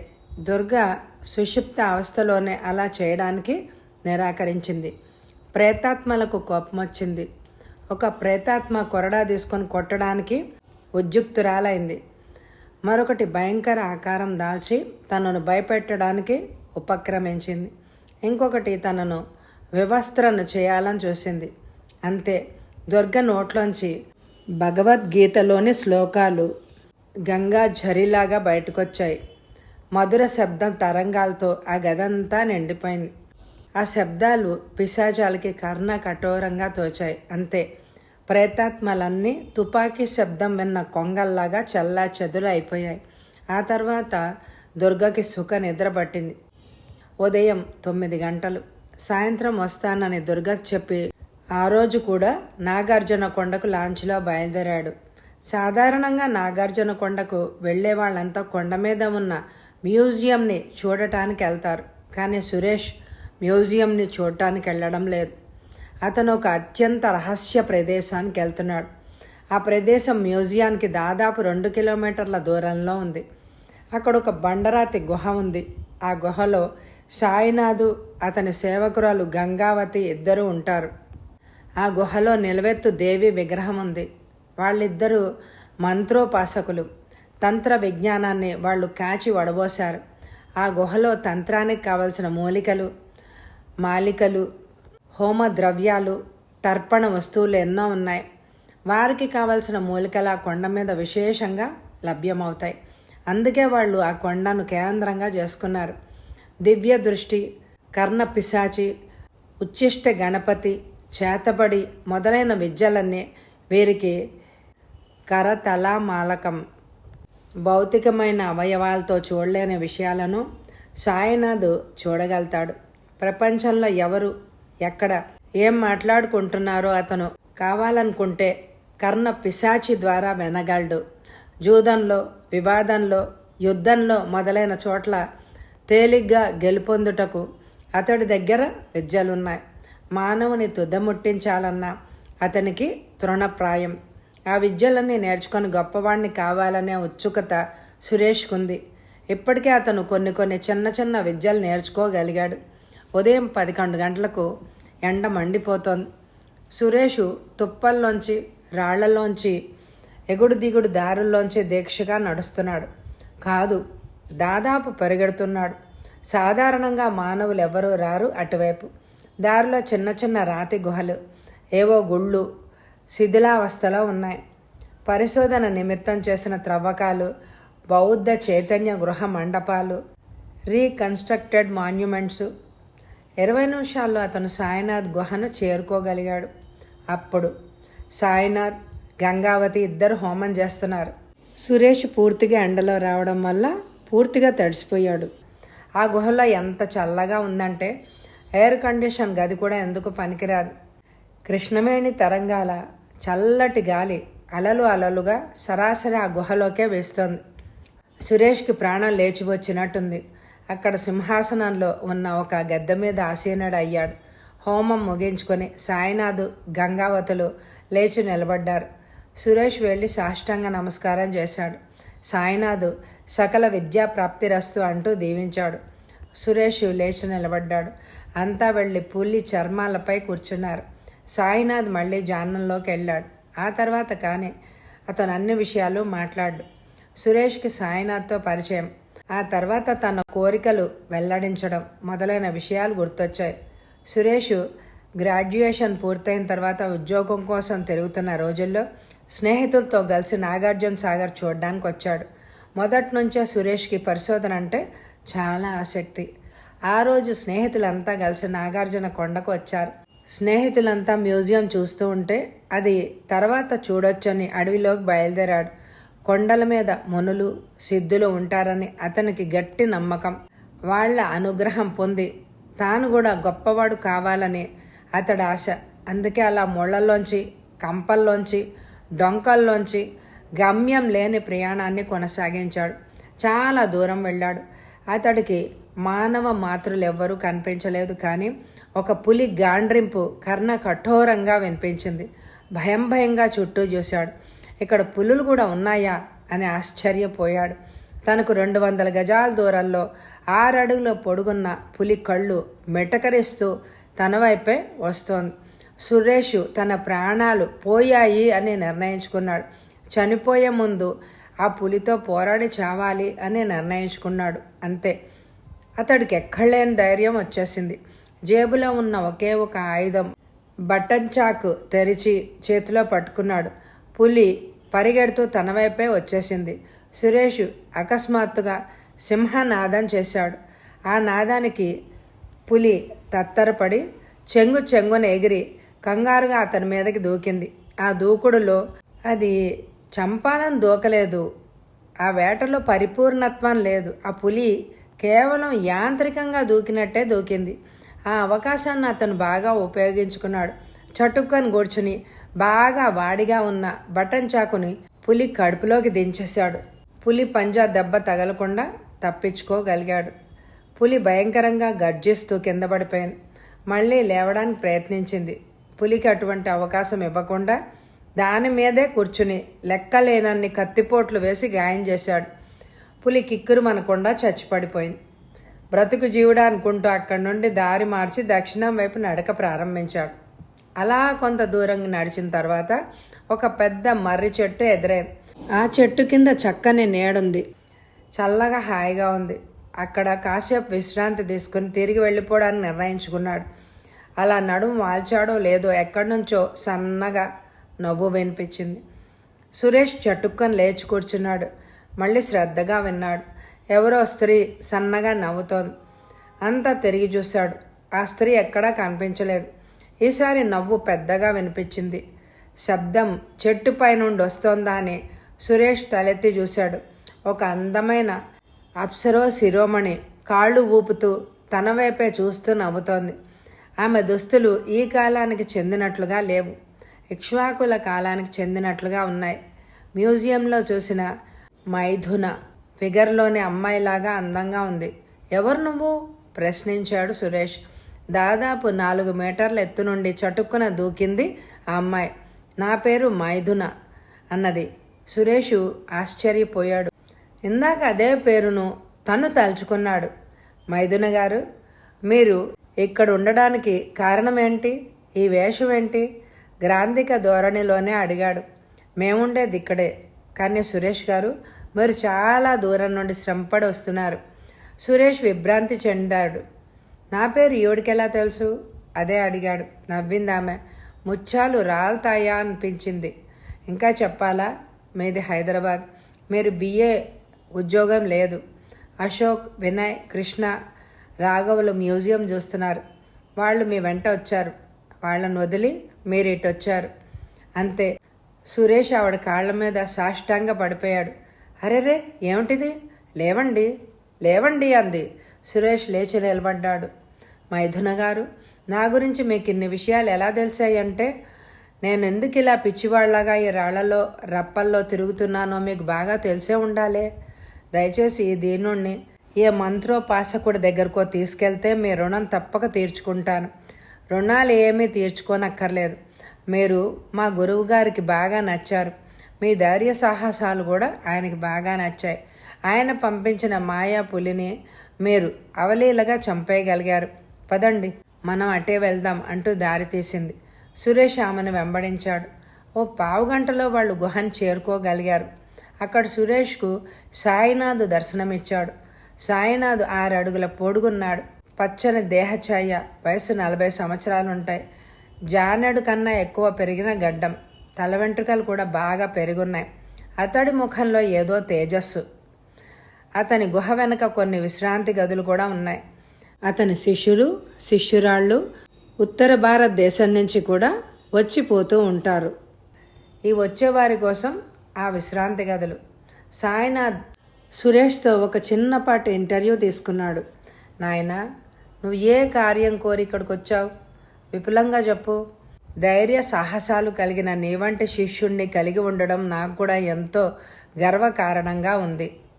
నీ కోరికకు తగిన విద్యలు నేను నేర్పుతాను అన్నాడు. నేను బాగా డబ్బు సంపాదించి చాలా గొప్పవాణ్ణి కావాలి. ఎంతటి వాడిని అంటే ప్రపంచం నా గురించే చెప్పుకోగలిగేంత గొప్పవాణ్ణి కావాలి. గురువుగారు, అదే నా కోరిక. దాని కొరకు అవసరమైన తంత్ర విద్యలు నేర్పితే ధన్యుణ్ణి అవుతానంటూ 2 చేతులు జోడించాడు. సాయినాథ్ ధ్యానంలోంచి బయటకొచ్చి కళ్ళు తెరవగానే సురేష్ మనసులో చూస్తున్న గతం నీడలు కరిగిపోయాయి. శిష్య, దుర్గ నీకింకా వశం కాలేదు కదూ? గురువుగారు, మన్నించాలి. నేనెన్ని ప్రయత్నాలు చేసినా దుర్గ నా వశం కావడమే లేదు బాధగా అన్నాడు. ఆ అమ్మాయిని వివాహం చేసుకోకుండా ఆమెతో నువ్వు 3 రాత్రులు అనుభవిస్తే గాని నువ్వు గొప్పవాడివి కాలేవు. త్వరగా ఆ అమ్మాయిని నీ దారిలోకి మరల్చుకో. సురేష్కు ఒక చిన్న అనుమానం ఉదయించింది. అది గురువుగారిని అడిగి తీర్చుకోవాలి అని అనుకున్నాడు. గురువుగారు, దుర్గకు మారుగా మరో అమ్మాయితో ఆ ఫలసిద్ధి కలగదా? గురువుగారి కళ్ళు ఎర్రబడ్డాయి. లేదు, దివ్య దృష్టితో చూసి దేవి అనుగ్రహం కొరకు ఆ అమ్మాయి సరిపోతుంది అని నిర్ణయించాను. ఆ అమ్మాయి తప్పించి మరో అమ్మాయి అస్సలు పనికిరాదు. కాబట్టి నువ్వు ఆ అమ్మాయిని నీ దారిలోకి తెచ్చుకో. గురుదేవా, లౌకిక మార్గాలు అనేకం నేను చేపట్టి నిష్ప్రయోజనమైంది. వశీకరణ మంత్రం ఏదైనా ఉపదేశించండి, దానితో తప్పకుండా లొంగుతుంది. మాంత్రికుడు సాయినాథు కాసేపు యోచించి అతడికి ఒక వశీకరణ మంత్రం ఉపదేశించాడు. సురేష్ మహాభాగ్యం అని శిరసు వంచి నమస్కరించాడు. ఆ రోజు సాయంత్రమే హైదరాబాదుకు తిరుగు ప్రయాణమయ్యాడు. మహామాంత్రికుడు సాయినాథ్ ఉపదేశించిన వశీకరణ మంత్రాన్ని అమలుపరిచాడు సురేష్. మరుసటి రోజు నుండి దుర్గ అతని వశం కావాలి. కానీ దుర్గ మీద ఆ మంత్రం విఫలమైంది. సురేష్ మాత్రం నిష్ఫలమైనందుకు నిర్ఘాంతపోయాడు. కారణం ఏమిటో అంతుబట్టలేదు అతనికి. అప్పటి వరకు నేర్చుకున్న విద్యలతో వశపరుచుకున్న కర్ణ పిశాచిని అడిగాడు. ఆమె దైవ భక్తురాలు. ఆమె చుట్టూ ఒక పవిత్రమైన శక్తివంతమైన వలయం ఉంది. ఈ క్షుద్ర శక్తులేవి ఆమె దగ్గరకు వెళ్ళలేవు. వాటికి ఆ శక్తి లేదు. అందుకే ఆమె మీద ఎటువంటి విద్యలు పనిచేయవు. వశీకరణ విద్య నిష్ఫలం అవడానికి అదే కారణం అని చెప్పి వెళ్ళిపోయింది కర్ణ పిశాచి. సురేష్కి ఏం చేయాలో అర్థం కాక తెల్లమొహం వేసి అలాగే కూర్చుండిపోయాడు. రాత్రి 9 గంటలు. కింద గదిలో గందరగోళంగా ఉంది. సురేష్ స్నేహితులు తాగి తందనాలాడుతున్నారు. పైన సురేష్ ఒక్కడే విదేశీ మద్యం సేవిస్తున్నాడు. అతను హద్దుకు మించి తాగి పూర్తిగా అవుట్ అయ్యే స్థితిలో ఉన్నాడు. అంత తాగినా అతనికి విచక్షణ జ్ఞానం నశించలేదు. చాలా చురుగ్గా ఆలోచించగలుగుతున్నాడు. కాకపోతే అతడి శరీరం అతని స్వాధీనంలో లేదు. మరో పెగ్గేసుకున్నాడు. అతడికి దుర్గ గుర్తొచ్చింది. దుర్గ పక్క గదిలోనే ఉంది. బహుశా చదువుకుంటూ ఉండి ఉంటుంది. సురేష్ లేచి నిలబడ్డాడు. చేతిలో సీసా ఉంది. అతను నడక ప్రారంభించాడు. కాళ్ళు స్వాధీనంలో లేవు. నడక తడబడుతోంది. 4 దారులు నడుస్తున్నాడు. తను 4 దారులు నడుస్తున్నానని, తన కాళ్ళు స్వాధీనంలో లేవు అని అతడికి స్పష్టంగా తెలుస్తోంది. అతను ఇంకా తాగుతున్నాడు. తను కోరుకున్నంత నిష ఈ మందు ఇవ్వడం లేదని అతడికి కసిగా ఉంది. విదేశీ మద్యం అతడికి నచ్చడం లేదు. పక్క గదిలోకి దారి తీశాడు. తలుపులు గడియ వేసి ఉంది. కాలింగ్ బెల్ నొక్కాడు. క్షణంలో తలుపులు తెరుచుకున్నాయి. ఆమె ఏదో పుస్తకం చదువుతూ కూర్చున్నట్లుంది. అందుకే అంత త్వరగా తలుపులు తెరుచుకున్నాయి. సురేష్ అవతారం చూసి దుర్గ నిట్టూడ్చి లోపలికి రా అంకుల్ అంది అయిష్టంగానే. కళ్ళు చతురస్రాకారంగా తిరుగుతూ ఉండగా 4 దారులు నడుస్తూ బెడ్ మీదకెళ్ళి పడిపోయాడు. దుర్గ సాయంతో మళ్ళీ లేచి కూర్చున్నాడు. ఏంటంకల్, చాలా తాగేశావు? నీ ఆరోగ్యం ఏం కావాలి? నా ఆరోగ్యంకేం కాదు. పాపి చిరాయువు అంటారు. నేను పాపిష్టివాణ్ణి కదా. నేను చాలా కాలం బ్రతుకుతాను. ఈ విషయంలో నువ్వేం బెంగపడక్కర్లేదు. తడబడుతూ మాట్లాడుతున్నాడు. మాట స్పష్టంగా రావట్లేదు. ఈ మాటలన్నీ శుద్ధ వేస్ట్. నువ్వు తాగడం మానేయాలి. ఇలా తాగి నా గదిలోకి రావడం కూడా మానేయాలి. సీరియస్గానే అంది దుర్గ. చూడు దుర్గా, నేను త్రాగడం, నీ గదిలోకి రావడం, ఈ రెండిటి వెనుక చాలా బలవత్తరమైన కారణాలున్నాయి. ఆ బలవత్తరమైన కారణాలు ఏమిటి నీకు చెప్పాలా? అవును, చెప్పాలి. చెప్పకపోతే బలవత్తరమైన కారణాలు అన్నారు కనుక వాటిని తెలుసుకుంటే మన ఇద్దరికీ మంచిది కదా. నా గదిలోకి రావడానికి గల బలవత్తరమైన కారణం ఏమిటో నాకు తెలియడం చాలా అవసరం. నీకు ఆ కారణాలు తప్పకుండా చెప్తాను. చెప్పే ముందు కాసేపు ఆగాడు. ఇప్పుడు నేను నీ గదిలో నాట్యం చేస్తాను. నువ్వేమీ అభ్యంతరం పెట్టకూడదు. నాట్యమా? దుర్గ ఆశ్చర్యంగా చూసింది. ఎస్, నాట్యమే. నీకేమైనా అభ్యంతరమా? నువ్వు నాట్యం కూడా చేయగలవా? నమ్మలేనట్టే చూసింది దుర్గ. నాకు కూచిపూడి, భరతనాట్యం, మణిపూరి, ఒడిస్సీ బాగా తెలుసు. అవసరార్థమే నేర్చుకున్నాను. అవసరమా? ఎస్. నీకు నాట్యంతో ఏం అవసరం? కొంపదీసి సినిమాల్లో చేరాలని అభిలాష కలిగిందా? నో నో నో, అలాంటి ఆశలు అభిలాషలు నాకేం లేవు. నేను ఈ గదిలో నాట్యం చేయొచ్చా లేదా చెప్పు? చెయ్యండి. నాట్యం చేస్తానంటే ఎవరైనా వద్దంటారా? అయినా ఈ స్థితిలో మీరు నాట్యం చేయలేరు అని అనుకుంటున్నాను. నేను ఒకసారి నాట్యం చేయడం మొదలుపెట్టానంటే నా స్థితి బాగుపడుతుంది. నా నాట్యం పూర్తయిన తర్వాత నువ్వు నా గదిలోకి రావాలి. గదిలోక? అక్కడికెందుకు? నేను నగ్నంగా చూడ్డానికి. ఏంటా పాడు మాటలు? నీకు నిషా తలకెక్కినట్టుంది. నిజం చెప్పాలంటే నేను వీరేంద్రుడిని కావాలనుకుంటున్నాను. అతని కళ్ళు మెరిశాయి. వీరేంద్రుడివి కావాలనుకుంటున్నావా? ఏమిటో నీ మాటలు నాకు అసలు బొత్తిగా అర్థం కావడం లేదు. బాగానే ఎక్కినట్టుంది నీకు. సురేష్కు రవంత కోపం వచ్చింది. నీకు అర్థం కాలేదా? అర్థమవుతుంది అని అనుకునే చెప్పాను. స్పష్టంగా చెప్పాలంటే నాట్యం పూర్తి అయిన తర్వాత నీతో రతి కేళి జరపాలి స్పష్టంగా అన్నాడు. దుర్గ వినలేనట్టు చెవులు మూసుకుంది. అతని వింత ప్రవర్తనకి విస్తుపోయింది. నా విల్లింగ్ లేకుండా అటువంటి నీచానికి ఒడిగడితే నువ్వు నరకానికి వెళ్తావు. నువ్వు అనుకున్నది ఏదీ కాదు. దయచేసి వెళ్ళిపో. ఆల్ రైట్, నీ విల్లింగ్ లేకుండా ఏ పని చేయను. విల్లింగ్ ఉన్న స్త్రీలు కింద గదిలో చాలామందే ఉన్నారు. నేను అక్కడికే వెళ్తాను. వెళ్లే ముందు నేను ఎందుకు ఇలా ప్రవర్తించానో కారణం చెప్పి వెళ్తాను అంటూ ఈ శ్లోకం చదివాడు. మద్యం మాంసం తదా మస్త్యం ముద్ర మైథున మేవచ మకార పంచకం చైవ దేవతా ప్రీతికారకం అంటూ గది తలుపులు తెరుచుకొని బయటికెళ్ళాడు. ఆమె నోరు తెరిచి ఆశ్చర్యంగా అతని వైపు చూస్తూ నిలబడిపోయింది. ఉదయం 6 గంటలు. దుర్గ స్నానాదులు ముగించుకొని పూజ చేసుకుంటోంది. సురేష్ ఆమె రాక కొరకు హాల్లో పేపర్ చూస్తూ కూర్చున్నాడు. దాదాపు గంట తర్వాత దుర్గ పూజ ముగించుకొని హాల్లోకి వచ్చింది. దుర్గా రా అంటూ ఆప్యాయంగా పిలిచాడు సురేష్. దుర్గ వచ్చి సోఫాలో కూర్చుంది. నీతో నేను ఒక ముఖ్యమైన విషయం చెప్పాలి. సీరియస్గా కనిపించాడు. నిజంగానే ఇదేదో ముఖ్యమైన విషయం అయి ఉంటుంది అని అనుకుంది. మాట్లాడు అంకుల్, నేను ఫ్రీగానే ఉన్నాను అంది. నీ ఫ్యూచర్ ప్లాన్స్ ఏమైనా ఉన్నాయా? కొత్తగా మాట్లాడుతున్నట్టు అనిపించింది. ఆమె క్షణకాలం సేపు ఆలోచించి ఉన్నాయి అంది. ఏంటవి? సీరియస్గానే అడిగాడు. త్వరగా పెళ్లి చేసుకోవడం, ఒక 2 పిల్లలకు తల్లి కావడం, ఇవి నా ఫ్యూచర్ ప్లాన్లు. ఓస్ ఇంతేనా?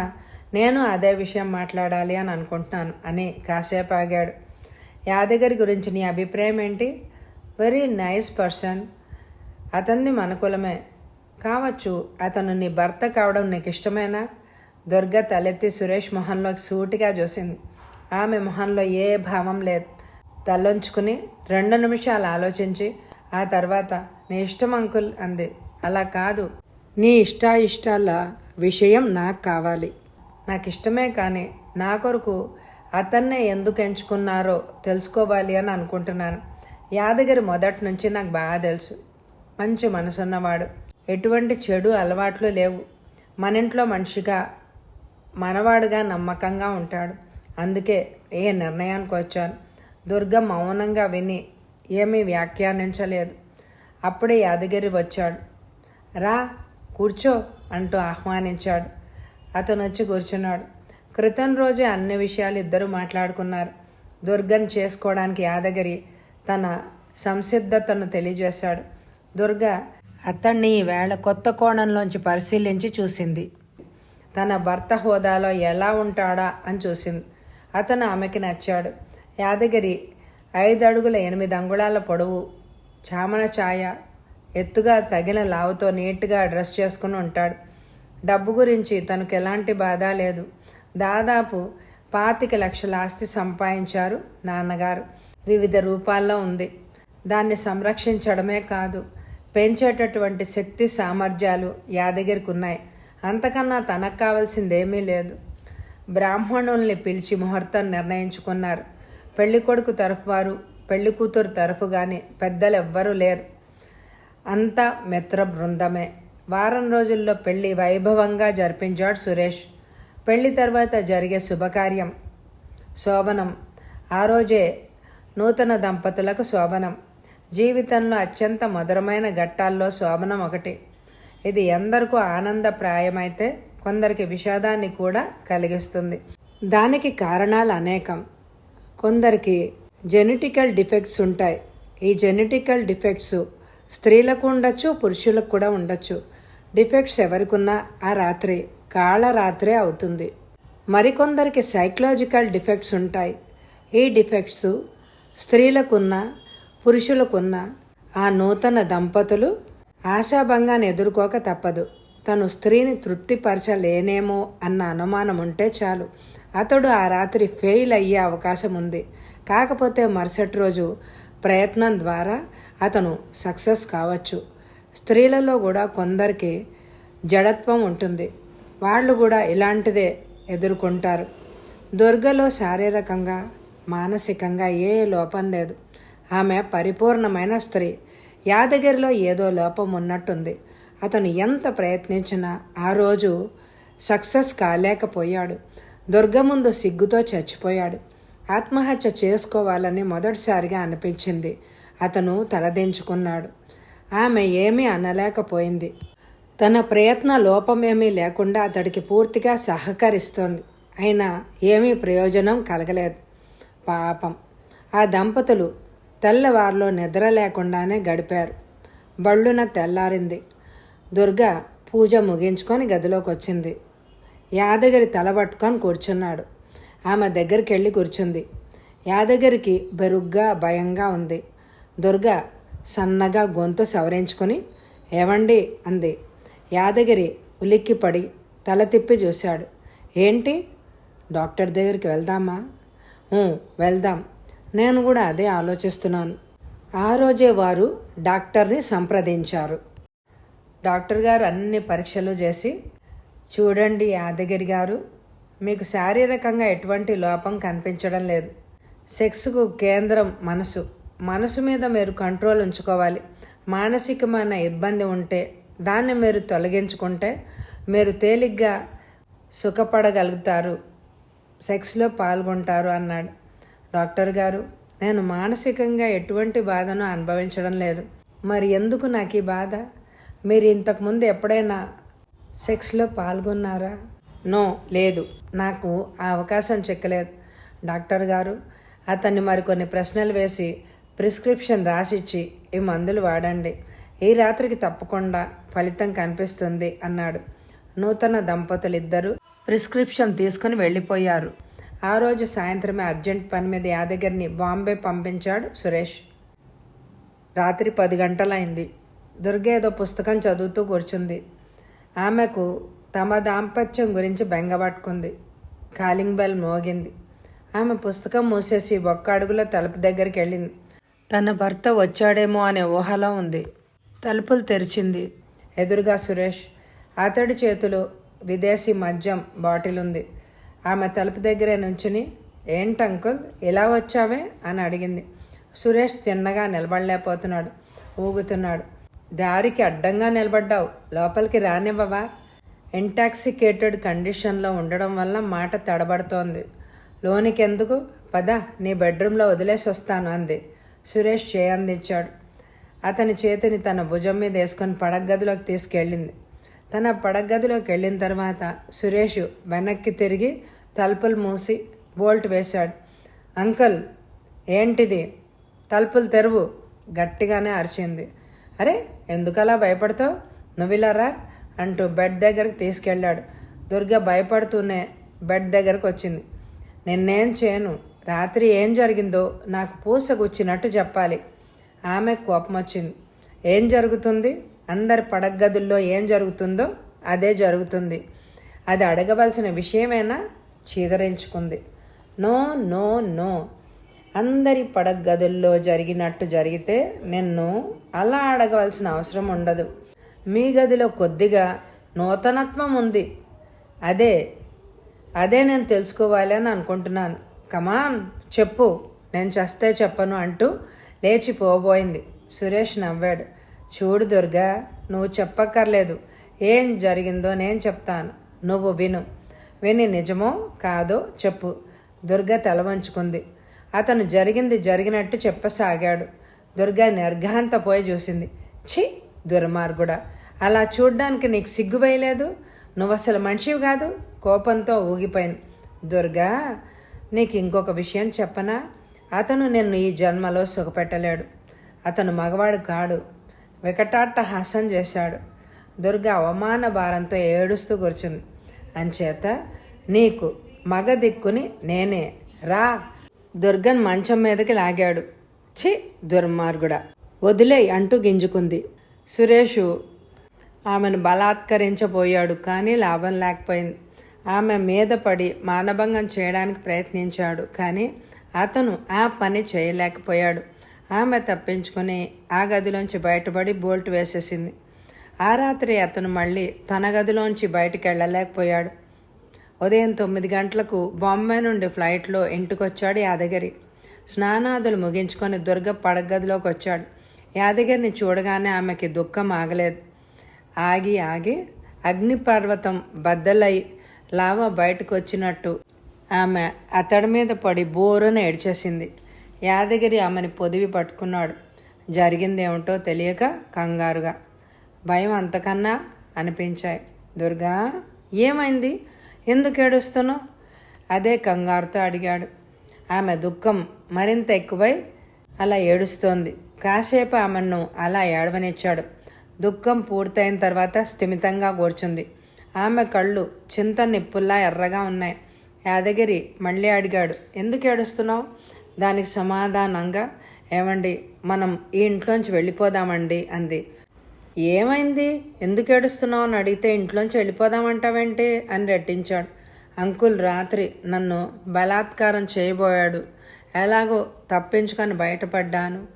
ఈ ఇంట్లో ఉంటే నేను అతని పాశవిక ప్రవృత్తికి బలి కాక తప్పదు. మనం ఇక్కడి నుంచి వెంటనే వెళ్ళిపోదామంది. యాదగిరి కోపోద్రిక్తుడయ్యాడు.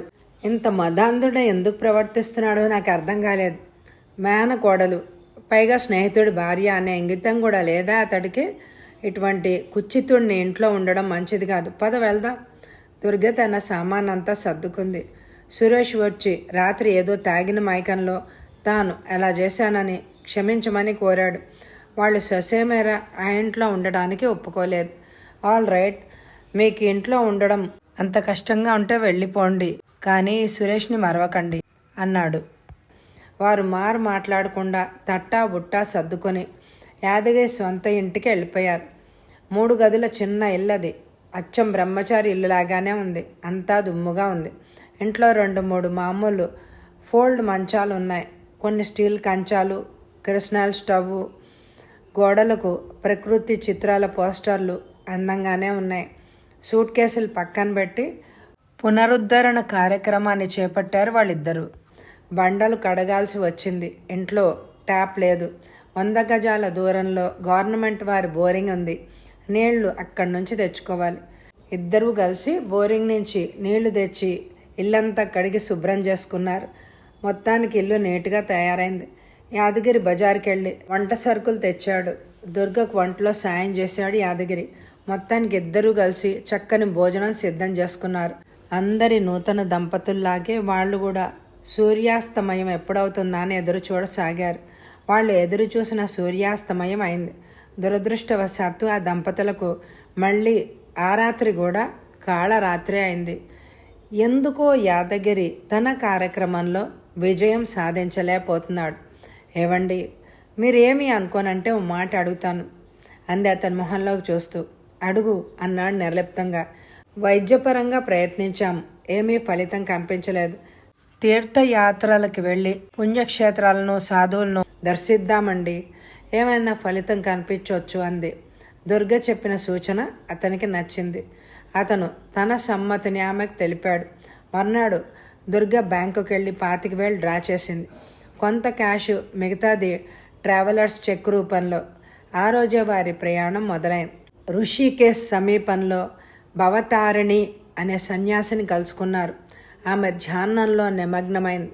కాషాయాంబర ధారిణి, 40 ఏళ్ళుంటాయి. ముఖంలో బ్రహ్మ తేజస్సు. దుర్గా యాదగిరి వెళ్ళి ఆమె సమీపంలో కూర్చున్నారు. కాసేపటి తర్వాత భవతారిణి కళ్ళు తెరిచి ప్రసన్నంగా వాళ్ల వైపు చూసింది. ఆ నవదంపతులిద్దరూ ఆమె కాళ్ల పైబడి సాష్టాంగ నమస్కారం చేశారు. ఆమె సుపుత్ర ప్రాప్తిరస్తు అని దీవించింది. వాళ్ళిద్దరూ ముఖాముఖాలు చూసుకున్నారు. కాసేపు నిశ్శబ్దం. భవతారిణి యోగ శక్తి చేత వాళ్ళచ్చటికి రావడానికి గతం ఏంటో తెలుసుకోగలిగింది. అంతేకాదు వాళ్ళిద్దరి వృత్తాంతమంతా ఆమెకు తెలిసిపోయింది. యాదగిరిజీ, మీరు దేని గురించో తీవ్రంగా బాధపడుతున్నారు. ఏంటి మీ బాధ? స్వచ్ఛమైన హిందీ భాషలో అడిగింది. యాదగిరి చెబుదామని నోరు విప్పాడు. కానీ ఎలా చెప్పాలో తెలియక తికమక పడ్డాడు. తన పేరు కూడా అడగకుండా ఉచ్చరించిన ఆ శక్తిని చూసి అబ్బురపడ్డారు వాళ్ళిద్దరూ. నువ్వు దాంపత్య సంబంధమైన బాధను అనుభవిస్తున్నావు. ఇది తాత్కాలికమే. సాయినాథ్, సురేష్లు కలిసి నీ మీద ఒక పిశాచాన్ని ప్రయోగించారు తాంత్రిక శక్తితో. వాళ్ళు ఆశ్చర్యానికి అంతే లేదు. భవతారిణి ఇన్ని వాస్తవాలు చెప్తున్నందుకు సురేషు ఎంత క్రూరుడో తెలిసి అసహించుకున్నారిద్దరు. మాత, భవతారిణి, మీరు చెప్పిందంత అక్షరాల నిజం. ఈ కష్టం నుంచి మీరే మమ్మల్ని గట్టెక్కించాలి అన్నారు ఇద్దరు ముక్త కంఠంతో. భవతారిణి నవ్వింది. ఈ విభూది రాసుకుని మంత్రజలం సేవించండి. నిన్ను పీడిస్తున్న పిశాచం పారిపోతుంది. మీ జీవనం సుఖమయం అవుతుంది. ఆ విభూది మంత్రజలం వారికి ప్రసాదించింది. మహాప్రసాదం అంటూ వారు దాన్ని స్వీకరించారు. మాత, మీరు క్షమిస్తే ఒక్క మాట అడగాలనుంది. నన్ను నానా బాధలు పెట్టిన మా అంకుల్ సురేష్కు బాగా బుద్ధి చెప్పాలనుంది. మార్గం దయచేయి మాత అని వేడుకున్నది. భవతారిణి నర్మ గర్భంగా నవ్వి, నీ కోరిక తప్పక నెరవేరుతుంది అభయం ఇచ్చింది. మరి ఆ తాంత్రికుడు సాయినాథ్? అర్ధోక్తిగా ఆగిపోయాడు యాదగిరి. ఆ కార్యం నీవే నెరవేర్చాలని భగవతేచ్ఛ. అందుకు సహాయకంగా ఈ మాల ధరించు. ఇది నీకు సర్వవేళలా రక్షగా ఉంటుంది అని ఒక రుద్రాక్షమాల తన మెడలోంచి తీసి అతనికి ఇచ్చింది భవతారిణి. మహాప్రసాదంగా స్వీకరించాడు అతను. మెడలో ధరించాడు దాన్ని. తీర్థయాత్రలు ముగించుకొని తిరిగి హైదరాబాద్ చేరుకున్నారు ఇద్దరు. పక్కనే ఉన్న టెలిఫోన్ బూత్లోకి దూరింది దుర్గ. సురేష్కు రింగ్ చేసింది. అవతల రిసీవర్ ఎత్తాడు. హలో, సురేష్ స్పీకింగ్ అన్నాడు. గుడ్ మార్నింగ్ అంకుల్, నేను దుర్గన్ అంకుల్. Very good morning. తీర్థయాత్రలకి వెళ్ళారని విన్నాను. ఎప్పుడొచ్చారు? 2 రోజుల క్రితమే వచ్చాం. నీకు ఫోన్ చేయడానికి వీలు లేకపోయింది. అవును, చెప్పా పెట్టకుండా వెళ్ళొచ్చారేంటి? అనుకోకుండా ఫిక్స్ అయింది ప్రోగ్రాం. కొత్తగా పెళ్ళైన జంట హనీమూన్కి వెళ్ళడం విన్నామే కానీ తీర్థయాత్రలకు వెళ్ళడం ఏమిటి? ఆమె నవ్వి, ఇదొక వెరైటీ భక్తి రక్తి అన్నమాట అన్నది. భక్తి లభించిందేమో కానీ నీకు రక్తి లభించడం దుస్సాధ్యం. ఎందుకు దుస్సాధ్యం? నీలాంటి వాళ్ళు ఎవరో దొరక్కపోతారా అంది కవ్వింపుగా. ఎదురు చూడని ఆ సమాధానానికి సురేష్ కంగు తిన్నాడు. ఏమీ అనలేక ఊరుకున్నాడు. మా వారు లేరంకుల్. ఇవాళ రాత్రికి వస్తావా అంకుల్ అన్నది. సురేష్ నిర్ఘాంతపోయాడు. ఈ మాట అంటుంది దుర్గేనా? చాలా మారిపోయింది. తను మాత్రం ఏం చేస్తుంది? భర్త నపుంసకుడు కదా. నువ్వు పిలవడము, నేను రాకపోవడమునా? తప్పకుండా వస్తాను. ఎప్పుడు రమ్మంటావు? 9 o'clock. ఎదురు చూస్తూ ఉంటానే. బాయ్ అని ఫోన్ పెట్టేసింది దుర్గ. సరిగ్గా 9 గంటలకు సురేష్ వచ్చాడు. దుర్గ లోపలికి ఆహ్వానించింది. పాత ఇల్లే అయినా చాలా నీట్గా సర్ది ఉంది. గదిలో ఒకవైపు టేబుల్, దాని మీద అందమైన టేబుల్ క్లాత్, విదేశీ మద్యం సీసాలు, 2 గ్లాసులు, మాంసం, జీడిపప్పు, ఐస్ క్యూబ్స్. అక్కడ హంగామా చూసి సురేష్ చాలా సంతోషపడ్డాడు. ఏమిటి ఈ ఏర్పాట్లన్నీ నాకేనా? అనుమానంగా అడిగాడు. నీకు కాకపోతే నాక? నువ్వు కూడా తీసుకో, అందులో తప్పేముంది? దుర్గ తీయగా నవ్వుతూ, బాటిల్ ఓపెన్ చేసి గ్లాసులో అతడికి సర్వ్ చేసింది. ఐస్ క్యూబ్స్ వేసింది. తను కూల్ డ్రింక్ తీసుకొని చియర్స్ చెప్పి మందోపాసనకు అంకురార్పణ చేసింది. నీ పొందు కోసం నేను ఎంత ప్రయత్నించానో ఆ భగవంతుడికే తెలియాలి. అందినట్లే అంది దూరమైపోయేదానివి. ఎన్నాళ్లకు ఈ దేవత కరుణించింది. ఎన్ని జన్మల పుణ్యమో కదా. విదేశీ మద్యం అతని మీద పనిచేయడం ప్రారంభించింది. ఒక సీసా మొత్తం ఖాళీ అయిపోయింది. ఆ టేబుల్ మీద ఇంకొక కొత్త సీసా వెలిసింది. దుర్గ గ్లాస్ నింపి అందిస్తోంది. సురేష్ పొట్ట నింపేస్తున్నాడు. ఎడ తెగకుండా ఆ కార్యక్రమం అలా కొనసాగుతూనే ఉంది. గోడ గడియారం 11 గంటలు కొట్టింది. సీలింగ్ ఫ్యాన్ అతని కళ్ళలాగే గిరగిరా తిరుగుతోంది.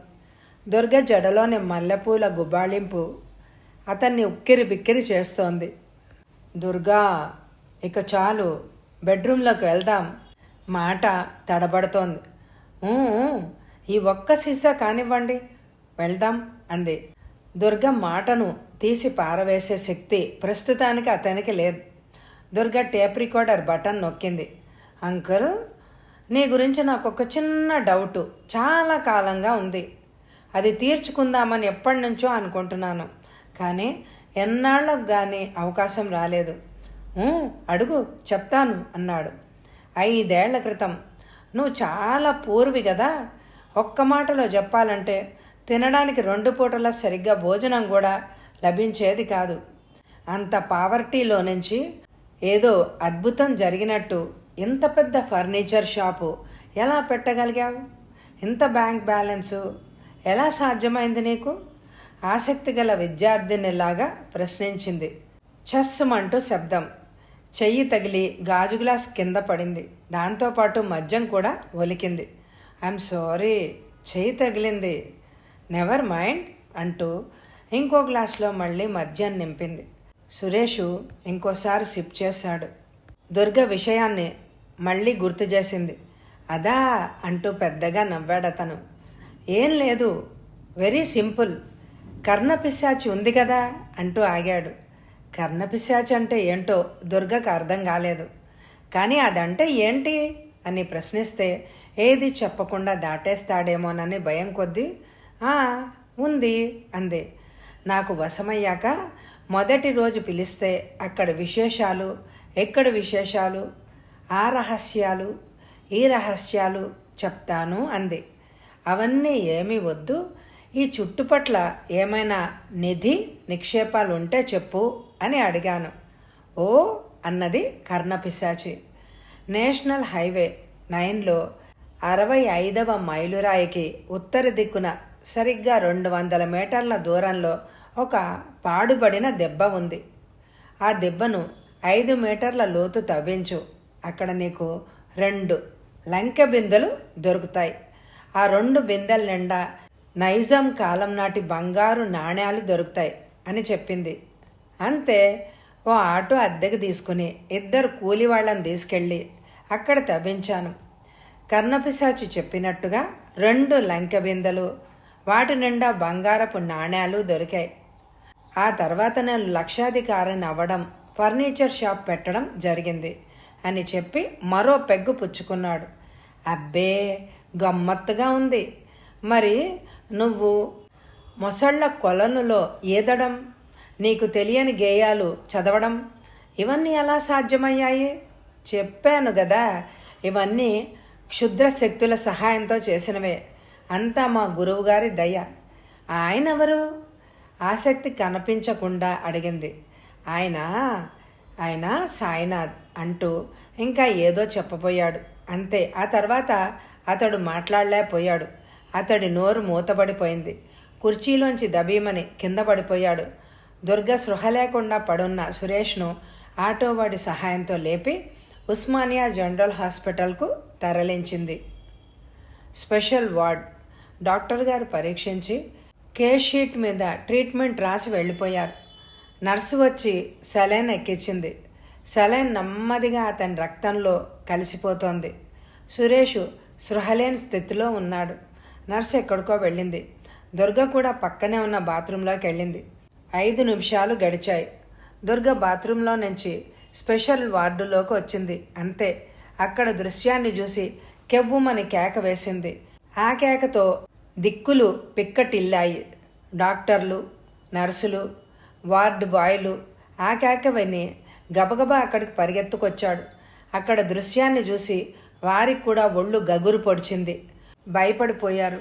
వాళ్ళు ఎన్నో అటాప్సీలు చేశారు. ఎంతో భయంకరంగా యాక్సిడెంట్లు అయి వచ్చిన వారికి ట్రీట్మెంట్లు కూడా చేశారు. అయినా వాళ్ళు ఎప్పుడు ఇంతగా భయ ఆందోళనకు లోను కాలేదు. ఆ గదిలో సురేష్ లేడు. అతని శవం ఉంది. కటికవాడు జంతువును కోసి పేగులన్నీ బయట పారవేసి ఏ భాగానికి ఆ భాగం విడివిడిగా తీసి ముక్కలు ముక్కలుగా నరికినట్లు సురేష్ శవాన్ని కండలు కండలుగా నరికి పేగులన్నీ సీలింగ్ ఫ్యాన్కు వేలాడదీశారు. సెలైన్ సీసా ఉన్న చోట అతని తల వేలాడుతోంది. చేతులు ఒకచోట, కాళ్ళు ఒకచోట, డొక్క చించివేసిన దేహం మరొక చోట కడు భయంకరంగా వేలాడుతున్నాయి. గదంతా రక్తమయం. ఒక డాక్టర్కు కర్తవ్యం ఏమిటో వెంటనే స్ఫురించినట్లుంది. ఫోన్ దగ్గరికి పరిగెత్తి గబగబా కంట్రోల్ రూమ్కి ఫోన్ చేశాడు. 10 నిమిషాల్లో హాస్పిటల్కి పోలీసులు వచ్చారు. వాళ్ళు హాస్పిటల్లోని దృశ్యాన్ని చూసి హడిలిపోయారు. ఫింగర్ ప్రింట్స్ బ్యూరో వాళ్ళు వేలి ముద్రల కోసం గాలిస్తున్నారు. పోలీస్ ఫోటోగ్రాఫర్లు, ప్రెస్ ఫోటోగ్రాఫర్లు అక్కడి బీభత్స దృశ్యాన్ని కెమెరాలతో బంధిస్తున్నారు. దాదాపు 2 గంటల వృధా ప్రయాస తర్వాత ఎటువంటి ఆధారాలు దొరక్క హంతకులెవరో మహా తెలివి కలవారుగా నిర్ణయించేశారు పోలీసులు. ఒక ఇన్స్పెక్టర్ రాజు పంచనామాలో అక్కడి ప్రతి దృశ్యాన్ని కాగితం మీదకి ఎక్కిస్తున్నాడు. ఇన్స్పెక్టర్ రవి దుర్గను ప్రశ్నిస్తున్నాడు. మీ పేరు? దుర్గ. హతుడికి మీరేమవుతారు? మేనకోడల్ని. అతని వెంట ఇంకెవరైనా ఉన్నారా? మీరేనా? నేను ఒక్కదాన్నే. అతని భార్య విడాకుల కోసం కోర్టులో కేసు అండర్ ట్రయల్ అయి ఉంది. ఇందాక వాళ్ళ ఇంటికి ఫోన్ చేశాను. బహుశా మరో 15 గంటలో ఇక్కడికి రావచ్చు. ఇన్స్పెక్టర్ రవి తల పంకించాడు. ఆవిడ పేరు నోట్ చేసుకోవడానికి సిద్ధమవుతూ అడిగాడు. లావణ్య. ఇన్స్పెక్టర్ రవి ఆమె పేరు నోట్ చేసుకున్నాడు. పేషెంట్ వెంట మీరే ఉన్నారు కదా, అతన్ని విడిచి మీరు ఎక్కడికి వెళ్ళారు? చెప్పింది. ఎంతసేపు వెళ్ళారు? కొద్దిసేపే, బహుశా 5 నిమిషాలు. 5 నిమిషాల్లో ఈ పేగులు తీయడం, తల నరకడం ఎన్ని ఎలా సాధ్యమవుతాయి? ఎంత ప్రవీణుడైనా కట్టిక వాడైనా గంట తీసుకుంటాడు. ప్రామిస్ అండి, 5 నిమిషాల కంటే ఎక్కువసేపు నేను బయటికి వెళ్ళలేదు అన్నది అరచేయి తల మీద పెట్టుకుంటూ. మీరెప్పుడైనా మాంసం కోటికి వెళ్ళారా? చాలాసార్లే వెళ్ళాను. 1/4 కిలో మాంసమో కాయమా ఇవ్వమంటే వాడు ఎంత టైం తీసుకుంటాడు? సరిగ్గా 1/4 గంట. వాళ్ళెవరో కానీ ఇతన్ని కైమా చేసేశారు కదా. 5 నిమిషాల్లో ఇదంతా ఎలా సాధ్యమవుతుంది? మీరు తప్పకుండా పొరపడ్డారు. లేదు ఇన్స్పెక్టర్, మీరు కనకాంబరం నర్సును కనుక్కోండి. నేను పొరపడ్డా, ఆవిడ పొరపడ్డానికి వీల్లేదు కదా. ఆల్ రైట్, నేను ఆ విషయం ఆమెను ప్రశ్నిస్తాను. నిజం చెప్పండి, ఈ హత్యతో మీకేమైనా సంబంధం ఉందా? నాకు ఎటువంటి సంబంధమూ లేదు. నేను అలాంటి కసాయిదానిలాగా కనిపిస్తున్నానా ఇన్స్పెక్టర్? దుర్గ కళ్ళల్లో నీళ్లు వచ్చాయి. నేరస్తుడు దొరికే వరకు మాకందరూ అనుమానితులే. బై మీ అంకుల్ ఆస్తి ఎవరికి చెందుతుంది? ఆయన వీలునామా ఎవరికి రాసుకున్నారో నాకు తెలియదు. బహుశా ఆయన భార్యకే చెందొచ్చు. అతని ఆస్తి కోసం ఆశపడాల్సిన అవసరం నాకు లేదు. నేను ఇప్పటికే 25 లక్షల ఆస్తికి వారసురాల్ని. అతని ఆస్తి ఎవరికి దక్కుతుందో ఏమిటో ఆలోచించాల్సిన అవసరం కూడా నాకు లేదు అని ఫ్రాంక్గానే చెప్పేసింది. సురేష్ హత్య వార్త తెలిసి యాదగిరి, లావణ్య హాస్పిటల్కి వచ్చారు. అదే అదనుగా ఇన్స్పెక్టర్ లావణ్యను అక్కడే ప్రశ్నించాడు. మీ పేరు? లావణ్య. హతుడికి మీరేమవుతారు? భార్యను. ప్రస్తుతం అతడితో విడాకులు తీసుకునే ప్రయత్నంలోనే ఉన్నాను. కారణం ఏంటి? అతడు తాగుబోతూ, తిరుగుబోతూ, భార్యను కామాన్ని తీర్చే యంత్రంగా మాత్రమే చూడడం తెలిసినవాడు. కానీ అతన్ని బ్రతికుంటే కాంప్రమైజ్ అయిపోదామనే అభిప్రాయానికి కొద్ది రోజుల క్రితమే వచ్చాను. కారణం? ఇన్స్పెక్టర్ ఆశ్చర్యంగా అడిగాడు. భర్త ఎలాంటి వాడైనా అతను ఉంటేనే ఆడదానికి విలువ. లేకపోతే అందరూ వాడుకోవడానికే చూస్తారు. పైగా ఏహ్యంగా మాట్లాడుకుంటారు. ఆ బ్రతుకు నరకమని అనుభవం మీద తెలుసుకున్నాను. ఆల్ రైట్, మీరు వెళ్ళొచ్చు అన్నాడు ఇన్స్పెక్టర్. లావణ్య నమస్కారం చేసి అక్కడి నుంచి వెళ్ళిపోయింది. తర్వాత ఇన్స్పెక్టర్ యాదగిరిని కూడా ప్రశ్నించాడు. అవసరమైన మేరకు సమాచారాన్ని సేకరించుకున్నాడు. నాగార్జున కొండ మ్యూజియానికి 1 మైలు దూరంలో యాదగిరి బీట్ వేసి కూర్చున్నాడు. సాయినాథ్ గుహ ఎక్కడుందో తెలుసుకుని అతడికి శిష్యుడిగా చేరడం యాదగిరి లక్ష్యం. భవతారుని ఇచ్చిన రుద్రాక్ష మాల తప్పించి అతడి దగ్గర వేరే ధైర్యం ఏమీ లేదు. బ్యాగులో సాయినాథ్ బృందం, మృత్యువు తప్ప. ఆ దిక్కుగా మనుషులు ఎవరైనా వస్తారేమోనని కళ్ళలో ఒత్తులు పెట్టుకొని చూస్తున్నాడు. అటు వచ్చేవాళ్ళు తప్పకుండా సాయినాథ్ శిష్యులేనని అతడి నమ్మకం. సూర్యాస్తమయం అయింది. అతడికి ఆ రాత్రి అక్కడే విశ్రమించక తప్పలేదు. ఏ అవాంతరం లేకుండా చంద్రకాంతిలో అక్కడున్న ఇసుక పర్రల మీద ఆ రాత్రంతా పడుకున్నాడు. బళ్ళుమని తెల్లారింది. యాదగిరి కళ్ళు నలుపుకుంటూ లేచి చుట్టూ చూశాడు. అల్లంత దూరం నుండి ఒక వ్యక్తి వేగంగా తన వైపే వస్తున్నాడు. అతను దగ్గరకు వచ్చాడు. యాదగిరి అలాగే నిశ్చింతగా కూర్చున్నాడు. ఎవరు మీరు? హిందీలో ప్రశ్నించాడు ఆ వ్యక్తి. నా పేరు యాదవ్. సాయినాథ్ గుహ వైపు వెళ్తూ ఇక్కడ కాసేపు కూర్చున్నాను. మీరెవరు? యాదగిరి హిందీలోనే సమాధానం ఇచ్చాడు. అతని కళ్ళు మెరిశాయి. అరే అలాగా, నేను కూడా ఆయన శిష్యున్నే. నా పేరు శేఖర్. అటే వస్తున్నాను, పదండి అన్నాడు. తన పాచిక పారినందుకు సంతోషించి యాదగిరి చటుక్కుమని లేచాడు. వాళ్ళిద్దరూ నడక ప్రారంభించారు. శేఖర్కు ఆ దారి కొట్టిన పిండి. అతను బాగా నడుస్తున్నాడు. గుహకు దారి తెలిసినందుకు యాదగిరి లోపల సంతోషిస్తున్నాడు. రుద్రాక్ష మాలను ఒకసారి కళ్ళకద్దుకున్నాడు. మీ సాధన పూర్తయిందా? శేఖర్ అడుగుతున్నాడు. ఇంకా ఎక్కడా? గురువుగారి గురించి ఒక మిత్రుడు చెప్పాడు. ఆయన ఉపదేశం పొందుదామని ఎలా బయలుదేరాను అన్నాడు యాదగిరి. ఎవరా మిత్రుడు? అడిగాడతను. యాదగిరికి ఏం చెప్పాలో చప్పున బోధపడలేదు. అంతలోనే అతడికి సురేష్ గుర్తొచ్చాడు. అతని పేరే చెప్పాడు. ఓహో, అతనా? చాలా ఇంటెలిజెంట్. చాలా త్వరగా సాధన పూర్తి చేసుకుని ఇంకా పెద్ద పెద్ద విద్యలు నేర్చుకోవడానికి ప్రయత్నిస్తున్నాడు. గురువుగారికి సంస్కృతం తెలిసిన ఒక శిష్యుడు కావాలి అన్నాడు. మీకొచ్చా అని అడిగాడు అతను.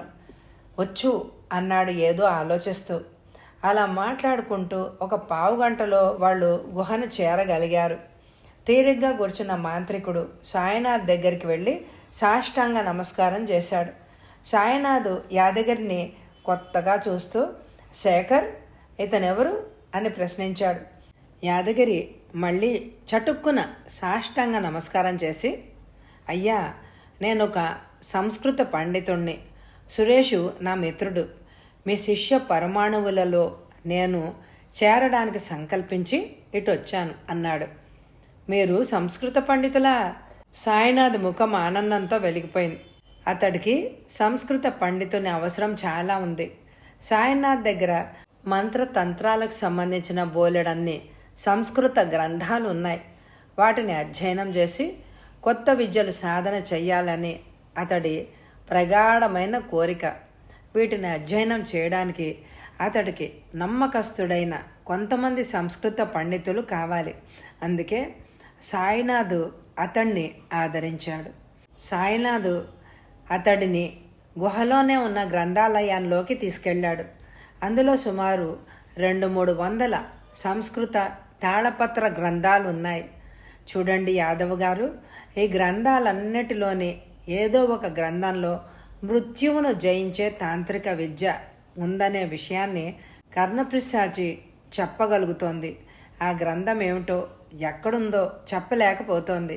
మీరు వీటిని అక్కడ పరిశీలించి వీలైనంత త్వరగా ఆ గ్రంథం ఏదో పట్టుకోవాలి అని అతడికి పని పురమాయించాడు. యాదగిరి తలూపి పుస్తకాలు పరిశీలించడానికి ఉపక్రమించాడు. మాంత్రికుడు సాయినాథ్ గుహలోకి వెళ్ళిపోయాడు. అతడికి ప్రాణభయం పట్టుకుంది.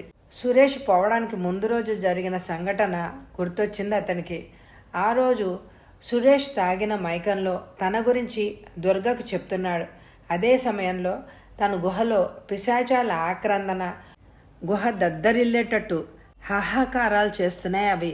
గాఢ నిద్రలో ఉన్న తను, గంగావతి ఇద్దరూ లేచారు. ఏంటి, ఏం జరిగింది? తను కంగారుగా అరిచాడు. ప్రమాద సంకేతంగా పిశాచాలు అలా అరుస్తున్నాయి అని తనకు తెలుసు. తన గురించి అన్ని వివరాలు సురేష్ దుర్గకు తెలియజేస్తున్నాడని పిశాచాలు చెప్పాయి. తన గురించిన వివరాలు దుర్గకు తెలిసిన వారం రోజుల్లో తనకు మృత్యువు తప్పదని కర్ణ పిశాచి చెప్పింది. మీరేం చేస్తున్నారు? తను కోపంగా గర్జించాడు. అతని నోరు పడిపోయేటట్టు చేశాము అని సమాధానం ఇచ్చాయి. వాడి నోరే కాదు, వాడి ప్రాణాలు పీక్కు తినండి, వెళ్ళండి అని ఆదేశించాడు. మరుక్షణమే సురేష్ ప్రాణాలు అనంత ఆకాశంలో కలిసిపోయాయి. సురేష్ను లోక భీకరంగా వధించాయి. 6 రోజులు గడిచిపోయాయి. యాదగిరి ఉరఫ్ సంస్కృత పండితుడు యాదవ్ మృత్యువును జయించే తాంత్రిక విద్య ఉన్న గ్రంథాన్ని కనుక్కోలేకపోయాడు. సాయినాథ్ ప్రాణ భయంతో వణికిపోతున్నాడు. తను మృత్యువును ఏ రూపంలో కబళించబోతుందో అతను ఊహించలేకపోయాడు. 7వ రోజు. ఈ రోజు దాటిపోతే కర్ణపిశాచం చెప్పింది అబద్ధం అవుతుంది.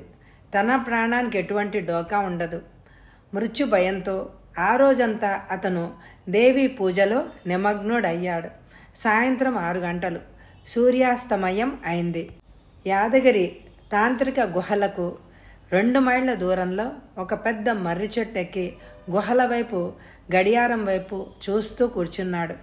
మరొక 5 నిమిషాల్లో ఆ గుహ నేల మట్టం కాబోతోంది. నిమిషాలు గడుస్తున్నాయి. యాదగిరి ఉద్వేగం పెరుగుతోంది. 6 గంటల 5 నిమిషాలు.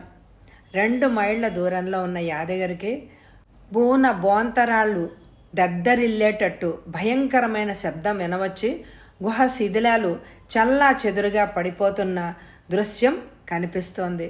తాను పెట్టిన ఎక్స్ప్లోజివ్స్ చక్కగా పనిచేశాయి అని అనుకున్నాడు.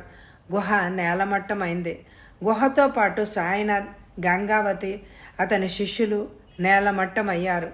యాదగిరి సంతృప్తిగా చెట్టు దిగి గృహోన్ముఖుడు అయినాడు. కథ సమాప్తం. ఈ కథ మీ అందరికీ నచ్చితే తప్పకుండా లైక్ చేయండి. ఇటువంటి కథల్ని రేపు ఇదే సమయానికి మళ్ళీ విందురుగానే. Thank you very much my dear friends.